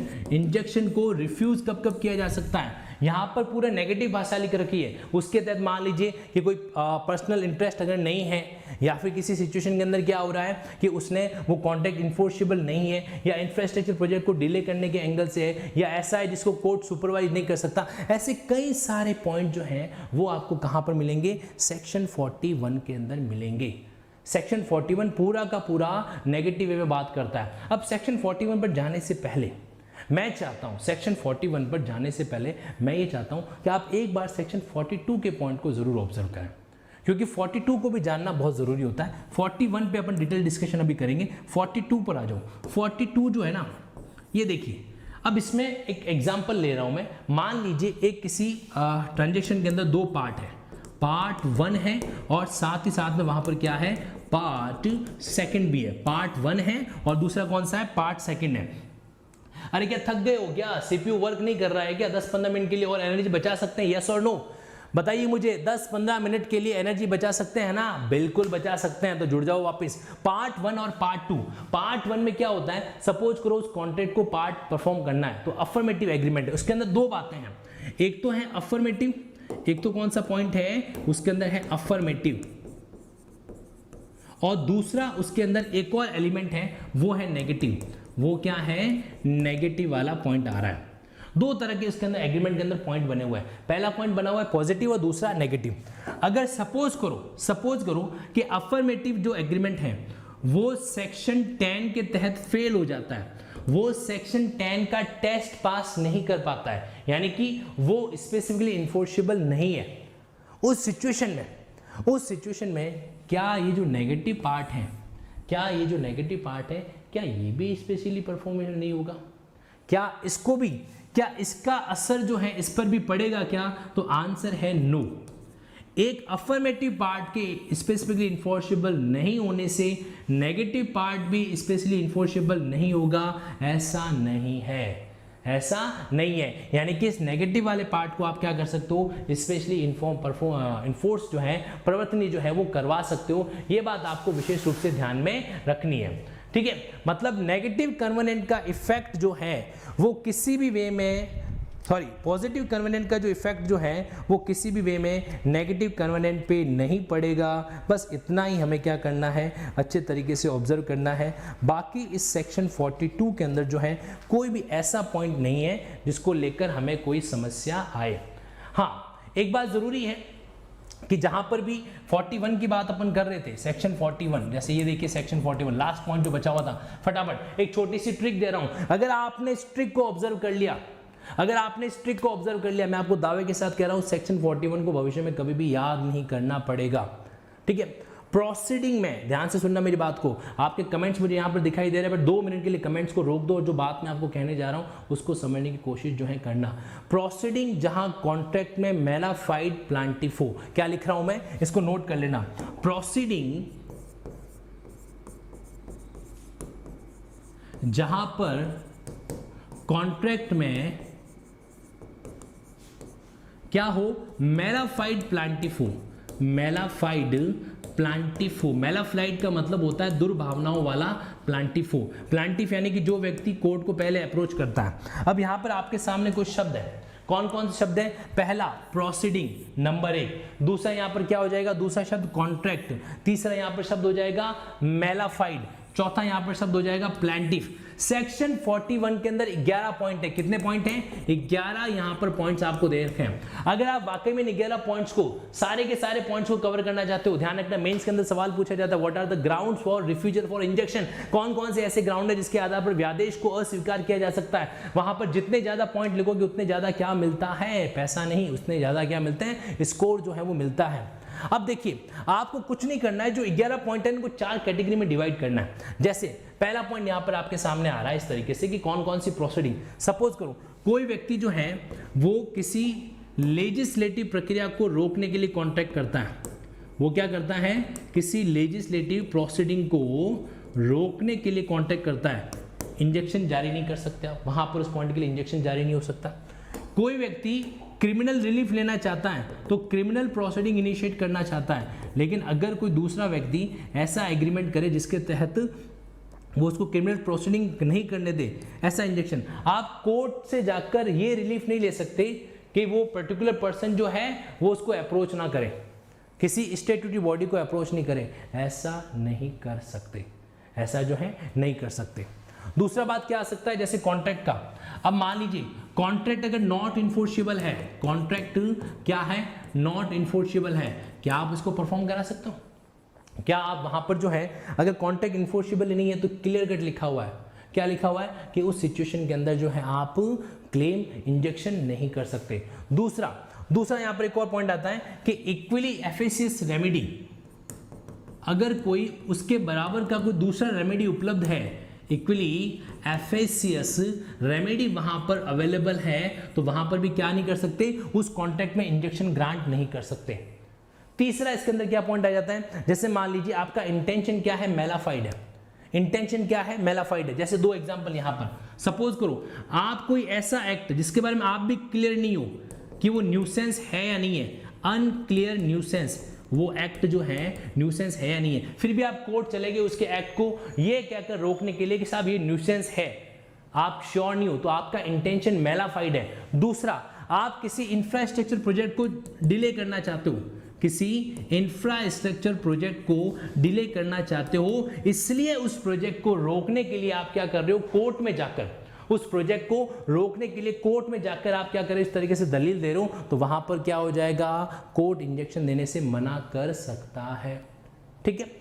चौथा पॉइंट देखो, 4 कैटेगरी, पहली, दूसरी, चौथी। चौथा क्या है, मान लीजिए प्लांटिव खुद क्या है, उसने खुद ने कॉन्ट्रैक्ट का ब्रीच किया है, प्लांटिव ने, मतलब ब्रीच भी करोगे और कोर्ट से आके इंजेक्शन भी मांगोगे। दूसरा पॉइंट, नेक्स्ट पॉइंट क्या है, अगर मान लीजिए उसका पर्सनल इंटरेस्ट ही नहीं है, इंजेक्शन कभी भी पब्लिक बेनिफिट के लिए नहीं होता है, अगर आपका पर्सनल इंटरेस्ट नहीं है तो वहां पर आप इंजेक्शन आके क्लेम जो है नहीं कर सकते। इस तरीके से कई सारे पॉइंट हमारे सामने आते हैं। तो बेसिकली आप सेक्शन 41 को कुछ मत करो, इस एक लाइन से याद रख लो, प्रोसीडिंग, कॉन्ट्रैक्ट, मेलाफाइड, प्लांटिव। यहां पर इन 4 कैटेगरी से 41 को आसानी से क्या किया जा सकता है, समझा जा सकता है। कर सकते हो यस और नो, रिप्लाई करो। ये बात समझ में आ गई, हाँ या ना? तो हमें क्या करना है, इस तरीके से इस पॉइंट को समझना है। एक पॉइंट शायद एक सेक्शन रह भी गया, सेक्शन 14A। 14A में क्या कर रखा है इन्होंने, 14A में कह रखा है कि अगर कोर्ट को जरूरत लगे तो कोर्ट एक्सपर्ट को हायर कर सकता है। मान लीजिए कहीं पर भी स्पेसिफिक परफॉर्मेंस करवाना है कि नहीं करवाना है, इस पर कोई ऐसा तकनीकी बिंदु आ गया जहां पर कोर्ट को लग रहा है कि यहां पर जो हमें क्या करना चाहिए, किसी एक्सपर्ट की सहायता जो लेनी चाहिए, तो एक्सपर्ट की सहायता लेने के लिए कोर्ट क्या कर सकता है, कोर्ट वहां पर जो है 14A के तहत एक्सपर्ट को हायर कर सकता है। एक्सपर्ट की ओपिनियन इंडियन एविडेंस एक्ट के सेक्शन 45 के तहत क्या हो जाएगी, लिंक हो जाएगी, उसकी रिलेवेंसी जो है वहां पर कंसीडर की जाएगी। ओके, चलिए अब देखिए अगले 15 मिनट ध्यान से सुन लेना, अगले 10 से 15 मिनट के अंदर इस पूरे से पूरे एक्ट का हम समअप करने वाले हैं। पूरे के पूरे एक्ट को एक तरीके से समअप है जो करने वाला है। बी प्रिपेयर्ड, पूरी एनर्जी के साथ हमें क्या करना है, इस पर बातचीत करनी है। और यकीन मानिए कि अगले 10-15 मिनट को मुझे एक बार ये बता दीजिए कि एनर्जी का लेवल अभी तक है या नहीं है। देखो, माटी कहे कुंभार से तू क्या रौंदे मोहे, माटी कहे कुम्हार से तू क्या रौंदे मोहे, एक दिन ऐसा आएगा मैं रौंदूंगी तो है। जब समय हमारी परीक्षा लेता है ना, तो समय की आंखों में आंखें डालकर उसको ये कहो कि समय तू क्या मेरी परीक्षा ले रहा है, एक दिन ऐसा आएगा जब मैं तेरी परीक्षा लूंगी या मैं तेरा परीक्षा लूंगा, तब मुझे बताना कि कौन जो है वो कायर है और कौन जो वीर है। अपनी एनर्जी को इकट्ठा कर लो अगले 15 मिनट के लिए। अगले 15 मिनट के अंदर इस स्पेसिफिक रिलीफ एक्ट का सुपर फास्ट पोस्टमार्टम अपन करने वाले हैं। अभी तक हमने इसका कॉन्सेप्चुअल पोस्टमार्टम किया है, अगले 15 मिनट के अंदर जो है क्या होगा, सुपर फास्ट पोस्टमार्टम करेंगे और फिर उस चीज से क्या करेंगे, फिर देखना कहां पर कौन सा पॉइंट जो है वो क्लियर रहता है, कौन सा पॉइंट पेंडिंग रहता है।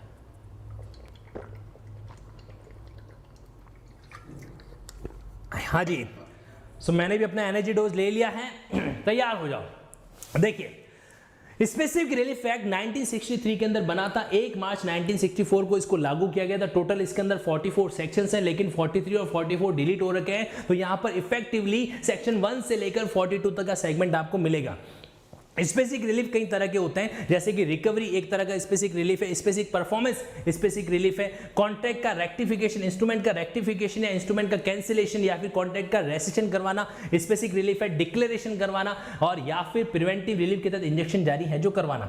सेक्शन 2 जो है 5 तरह के डेफिनेशन क्लॉज के बारे में बात करता है, A B C D E। इसके अंदर A जो है B और C और D ऑब्लिगेशन के बारे में, सेटलमेंट के बारे में, ट्रस्ट के बारे में, ट्रस्टी के बारे में बताते हैं। और E क्लॉज कहता है कि जो यहां पर डिफाइन है इंडियन कॉन्ट्रैक्ट एक्ट में डिफाइन है वो यहां पर इस्तेमाल या जो किया जा सकता है। सेक्शन 3 सेविंग क्लॉज है जो कहता है सिंपली कि कॉन्ट्रैक्ट के तहत अगर आपके पास कोई अदर रेमेडी है तो आप इसका यूज कर सकते हो, और साथ ही साथ में रजिस्ट्रेशन एक्ट की जो बात है वो यहां पर लागू नहीं होगी। सेक्शन 4 क्या कहता है कि इंडिविजुअल सिविल राइट को इन्फोर्स करोगे, पिनल लॉ को इन्फोर्स है जो नहीं किया जा सकता, यहां पर स्पेसिफिकली बात की गई है। सेक्शन 5 के तहत इमूवेबल प्रॉपर्टी का ऑनरशिप के बेसिस पर अगर आप रिकवरी करवाना चाहते हो सीपीसी के पास चले जाओ, उसकी प्रोसीजर को फॉलो करना होगा। सेक्शन 6 के अंदर अगर मान लीजिए आपके ज्यूरिडिकल पोजीशन को किसी व्यक्ति ने अनलॉफुल तरीके से क्या कर लिया, ऑब्टेन कर दिया है, तो आप सेक्शन 6 के तहत रिकवरी का सूट फाइल कर सकते हो, लेकिन शर्त है 6 महीने के अंदर सूट फाइल होना चाहिए। गवर्नमेंट के खिलाफ सूट फाइल नहीं करोगे और किसी तरह का कोई भी रिव्यू, कोई भी अपील वगैरह जो एडमिट नहीं किया जाएगा। उसके बाद में नेक्स्ट पॉइंट सेक्शन 7 है, जो अगर आप ऑनरशिप के आधार पर अपनी किसी मूवेबल प्रॉपर्टी की रिकवरी करवाना चाहते हो यू कैन डू इट, लेकिन आपको सीपीसी की प्रक्रिया को, प्रोसेस को फॉलो करना होगा। सेक्शन 8 जो है वो ये कह रहा है अगर कोई व्यक्ति किसी अन्य पर्सन की मूवेबल प्रॉपर्टी को लेकर बैठा है जो कि वो खुद उसका हकदार नहीं है, तो जो ऑनर है वो क्या कर सकता है, सेक्शन 8 के तहत रिकवरी की एप्लीकेशन है जो लगा सकता है और उसके अकॉर्डिंगली सारी रिकवरी जो है वो कर सकता है। देन आफ्टर सेक्शन 9 हमें ये कहता है कि डिफेंसेस जो आपको नॉर्मली अवेलेबल रहते हैं वो सारे के सारे डिफेंसेस एसआरए के सूट के अंदर भी एप्लीकेबल होंगे। सेक्शन 10 स्पेसिफिक परफॉर्मेंस फाइल कराने के लिए आपको सेक्शन 10 की एप्लीकेशन लगानी पड़ती है। सेक्शन 10 कहता है कि कुछ सिचुएशन को छोड़कर बाकी सारे मामलों में स्पेसिफिक परफॉर्मेंस ग्रांट की जा सकती है। कुछ चीजें कौन कौन सी, सेक्शन 11 का 2 ट्रस्टी वाले मामलों को लेकर जब ट्रस्टी अपनी अथॉरिटी को एक्सीड करके कोई कॉन्ट्रैक्ट करता है, सेक्शन 14 के तहत जो कुछ पॉइंट दे रखे हैं वो, और सेक्शन 16 के तहत जो पॉइंट दे रखे हैं वो। सेक्शन 11 हमें ये कहता है कि ट्रस्ट के द्वारा जो कॉन्ट्रैक्ट किए जाते हैं वो भी स्पेसिफिकली इन्फोर्सेबल है, लेकिन सिवाय एक चीज के, जब वो अपनी अल्ट्रा वायरस एक्ट करता है तो। Section 12 part of contract specifically performable नहीं होता है, नेगेटिव नियम है यहां पर, लेकिन मान लीजिए अनपरफॉर्म पार्ट छोटा या बड़ा जो है वो मनी में कंपेंसेट किया जा सके, डन, या फिर अनपरफॉर्म पार्ट सेपरेट और इंडिपेंडेंट फुटिंग पर है, डन, ऐसा कर सकते हो। उसके बाद में हमारे पास पॉइंट आया था सेक्शन 13। सेक्शन 13 के अंदर क्या था, कोई भी लेसी है या फिर कोई भी परचेजर जो है वो क्या करा सकता है, एक ऐसे सेलर से या ऐसे लेसर से जो अपने आप में टाइटल नहीं रख रहा था, उसके पास में इम्परफेक्ट टाइटल था, उससे कुछ बातें स्पेसिफिकली परफॉर्म करा सकता है, उससे मॉर्गेज को रिजाइन कराने के लिए कह सकता है, उससे अदर पर्सन की कॉन्सेंट लाने के लिए कह सकता है, उसको सेल एग्रीमेंट एग्जीक्यूट करने के लिए कह सकता है, सेक्शन 13। उसके बाद में सेक्शन 14 के अंदर स्पेसिफिकली कुछ बातें दे रखी है, जैसे सब्स्टिट्यूट परफॉर्मेंस आपने ऑब्टेन कर दिया है, पर्सनल बार अगर आपके पास में आ रहा है, या फिर जो है वो कॉन्ट्रैक्ट डिटर्मिनेबल इन नेचर है, मतलब उसको तय नहीं किया जा सकता अपने आप में, या फिर एडिकेट रिलीफ कोई दूसरा आपके पास उपलब्ध है, इन सारी सिचुएशन में सेक्शन 14 आपको स्पेसिफिक परफॉर्मेंस देने से मना कर देता है। सेक्शन 15 की अगर यहां पर अपन बात करें तो कौन स्पेसिफिक परफॉर्मेंस करवा सकता है, इसका आंसर सेक्शन 15 में मिलेगा। किसके अगेंस्ट हो सकता है, सेक्शन 19 में मिलेगा। सेक्शन 16 पर्सनल बार बताता है, section 17 no title no specific performance, section 18 no variation no specific performance, उसके बारे में उसके सिद्धांत को एप्लीकेबल कराता है। सेक्शन 20 के अंदर सब्स्टिट्यूटेड परफॉर्मेंस है, आप 30 दिन के नोटिस के बाद किसी और पर्सन से सब्स्टिट्यूट परफॉर्मेंस करवा सकते हो, अगर आप ऐसा करवाते हो तो फिर आप स्पेसिफिक परफॉर्मेंस नहीं ले सकते, लेकिन आप डैमेजेस जो है वो क्लेम है जो कर सकते हो। 21 के तहत इंफ्रास्ट्रक्चर प्रोजेक्ट को डिले करने के इंटेंशन से अगर कोई इंजेक्शन कोड देता है तो गलत है, यानी कि इंजेक्शन देने से मना करता है। इंफ्रास्ट्रक्चर प्रोजेक्ट वाले केसेस कौन से होते हैं वो आपको शेड्यूल के अंदर मिलेंगे, 5 तरह की कैटेगरी जो आपको मिलेगी, चाहे वो ट्रांसपोर्ट हो, एनर्जी हो, वाटर सैनिटेशन हो, कम्युनिकेशन हो या सोशल प्रोजेक्ट क्यों ना हो, ठीक है। देन आफ्टर हमारे सामने 20B जो है स्पेशल कोर्ट के बारे में बात करता है कि इंफ्रास्ट्रक्चर प्रोजेक्ट वाले जो केसेस है उसको स्पेशल कोर्ट वो होंगे जिनको state government chief justice of high court की कंसल्टेंसी के साथ में डेजिग्नेट करेगी, वो स्पेशल कोर्ट जो है कहलाएंगे। उसके बाद में शेड्यूल के अंदर परिवर्तन अगर करना है तो सेंट्रल गवर्नमेंट जो है ऑफिशियल गजट पारित करके ऐसा कर सकती है, लेकिन बाद में पार्लियामेंट की अप्रूवल जो है लेनी पड़ेगी। 20 का C हमें ये कहता है कि इंफ्रास्ट्रक्चर प्रोजेक्ट के मामले सुनते हो तो वो 1 ईयर यानी कि 12 मंथ के अंदर कंप्लीट हो जानी चाहिए। हद से हद तक इसको क्या दिया जा सकता है, 6 का एक्सटेंशन जो है वहां पर दिया जा सकता है, उससे ज्यादा एक्सटेंशन नहीं मिलेगा। देन आफ्टर 21 की अगर बात करें तो कंपेंसेशन की बात जो है वो भी आप स्पेसिफिक परफॉर्मेंस के साथ साथ में क्या कर सकते हो, क्लेम है जो कर सकते हो। 22 हमें ये कहता है कि स्पेसिफिक परफॉर्मेंस सूट के साथ साथ में आप क्या करा सकते हो, कोई भी पार्टीशन करवाना है, अर्नेस्ट मनी को रिफंड करवाना है, वो रिलीफ भी आप वहां पर क्लेम कर सकते हो। 23 सिंपली कह रहा है कि अगर आपने कॉन्ट्रैक्ट में लिक्विडेशन कर रखा है, अगर आपने पहले से मेंशन कर रखा है कि ब्रीच होने पर कितना अमाउंट पे करना पड़ेगा, सिर्फ इसके आधार पर स्पेसिफिक परफॉर्मेंस कोर्ट मना नहीं कर सकता। सेक्शन 24 ये कहता है कि अगर आपका स्पेसिफिक परफॉर्मेंस का सूट डिसमिस हो गया तो उसके बाद आप डैमेजेस का सूट जो है वो क्लेम नहीं कर पाओगे। 25 के अंदर ये कहा हुआ है कि जितने भी प्रोविजन है वो आपके टेस्टामेंटरी डॉक्यूमेंट के डायरेक्शन वगैरह के केस में भी एप्लीकेबल हो सकता है। 26 रेक्टिफिकेशन की बात करता है, जब इंस्ट्रूमेंट जो है रियल इंटेंशन जाहिर नहीं कर रखा होता है। तो उसके बाद में 27 कॉन्ट्रैक्ट के रेसिशन कॉन्ट्रैक्ट को विखंडित करने के बारे में बात करता है। अगर कोई वॉइडेबल कॉन्ट्रैक्ट है जो कि कहीं के अपने आप में रिसाइनेबल है तो उस सिचुएशन के अंदर रिसाइन किया जा सकता है सेक्शन 27 के इफेक्ट से। यहाँ पर हमें एक चीज़ का ध्यान रखना है कि 27 के बाद 28 हमें कहता है कि सपोज करो कि अगर बायर ने सेलर के खिलाफ में कोई डिक्री ले रखी है स्पेसिफिक परफॉर्मेंस की, लेकिन लेटर स्टेज पर बायर अगर पेमेंट नहीं करता है तो सेलर को अनदर सूट, कोई दूसरा सूट लाने की जरूरत नहीं है, उसी सूट के अंदर वो बायर से क्या कर सकता है, रिकवरी है जो कर सकता है। सेक्शन 29 अल्टरनेट प्रेयर के बारे में गवर्न होंगे, और जो सब सेक्शन 2 है वो आपके किससे गवर्न होगा, वो जो फॉलोइंग प्रोविजन आएंगे उसके अकॉर्डिंग दिया जाएगा। परपेचुअल इंजेक्शन 2 तरह की सिचुएशन में दिया जाता है। पहली सिचुएशन तो ये कॉन्ट्रैक्ट की फेवरेबल, जैसे मान लो कोई भी फेवरेबल ऑब्लिगेशन है उसका ब्रीच हो रहा हो तो, और दूसरा अगर डिफेंडेंट, अगर प्रतिवादी कोई अनलॉफुल इवेजन करे तो उस सिचुएशन के अंदर। अच्छा, फेवरेबल ऑब्लिगेशन ब्रीच होने की दो कैटेगरी बनती है, या तो कॉन्ट्रेक्चुअल हो सकती है या अदरवाइज हो सकती है। अगर कॉन्ट्रेक्चुअल फेवरेबल ऑब्लिगेशन है उसका ब्रीच होता है, चैप्टर 2 को अप्लाई करना है, और उसके अलावा कोई इसी तरह का ऑब्लिगेशन है जहां पर आप पार्टी से कोई चीज कंपेल भी कराना चाहते हो, कोई एक्ट करवाना भी चाहते हो इंजेक्शन के साथ साथ में, तो सेक्शन 39 के तहत मैंडेटरी बोलो इंजेक्शन के साथ साथ में डैमेजेस क्लेम कर सकते हो। सेक्शन 40, सेक्शन 41 ने हमें इंजेक्शन किन के मामलों में रिफ्यूज किया जा सकता है उसके अलग अलग ग्राउंड है जो प्रोवाइड कर रखे हैं। और हमने एक छोटी सी ट्रिक बना दी, और हमने ट्रिक ये बना दी कि प्रोसीडिंग जहां पर कॉन्ट्रैक्ट मेलाफाइड प्लांटिफ, कॉन्ट्रैक्ट में मेलाफाइड प्लांटिफ हो तो उसके केस में रिफ्यूजल जो है कोर्ट के द्वारा किया जाएगा। अब जैसे प्रोसीडिंग, कोई लेजिस्लेटिव प्रोसीडिंग को रोकने का ऐसा कोई इंजेक्शन चाहिए, उसको क्रिमिनल प्रोसीडिंग को रोकने का इंजेक्शन चाहिए वगैरह, तो वहां पर कोर्ट मना कर देगा। इसके अलावा कोई ऐसा कॉन्ट्रैक्ट है जहां पर equally efficiency remedy already available है, या फिर जो स्पेशली एनफोर्सेबल नहीं है, वहां पर इंजेक्शन है जो ग्रांट नहीं किया जाएगा। जहां पर मेलाफाइड इंटेंशन है, जैसे इंफ्रास्ट्रक्चर प्रोजेक्ट को डिले करने का, या फिर कोई ऐसा एक्ट जो उसको खुद को नहीं पता कि न्यूसेंस है या नहीं है, फिर भी वो इंजेक्शन मांगने आ जाता है, तो वहां पर कोर्ट जो है मना कर सकता है। और एक एंड में ये भी पॉइंट हमने पढ़ा कि प्लांटिफ खुद जो है डिसएंटाइटल है, उसका पर्सनल कोई इंटरेस्ट वहां पर नहीं है वगैरह, या वो खुद ब्रीच ऑफ कॉन्ट्रैक्ट करता है, उस सिचुएशन में उसको डिनाई किया जा सकता है कि नहीं, आपको इंजेक्शन ग्रांट नहीं करेंगे। सेक्शन 42,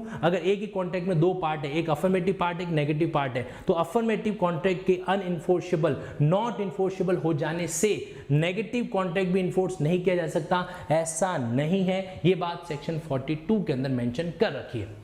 क्लियर है? तो ये सारी बातें हैं किससे कनेक्टेड है, स्पेसिफिक रिलीफ एक्ट से। और मैं क्या ये उम्मीद पाल लूँ, मैं क्या ये गलतफहमी मान लूँ कि आपको ये बात समझ में आ चुकी है, हाँ या ना? डन? चलिए बताइए, कमेंट बॉक्स में रिप्लाई कीजिए, यहां तक का मामला क्लियर हुआ कि नहीं हुआ। अब इसको एक दो बार, इस क्लास को अगर आप एक दो बार रिवाइज करोगे ना, मैं दावे के साथ कह सकता हूं कि कहीं न कहीं आपको जो है अच्छा बेनिफिट इसका डेफिनेटली मिलेगा, और ये चीज़ आपके लिए बहुत हेल्पफुल है जो रहेगी।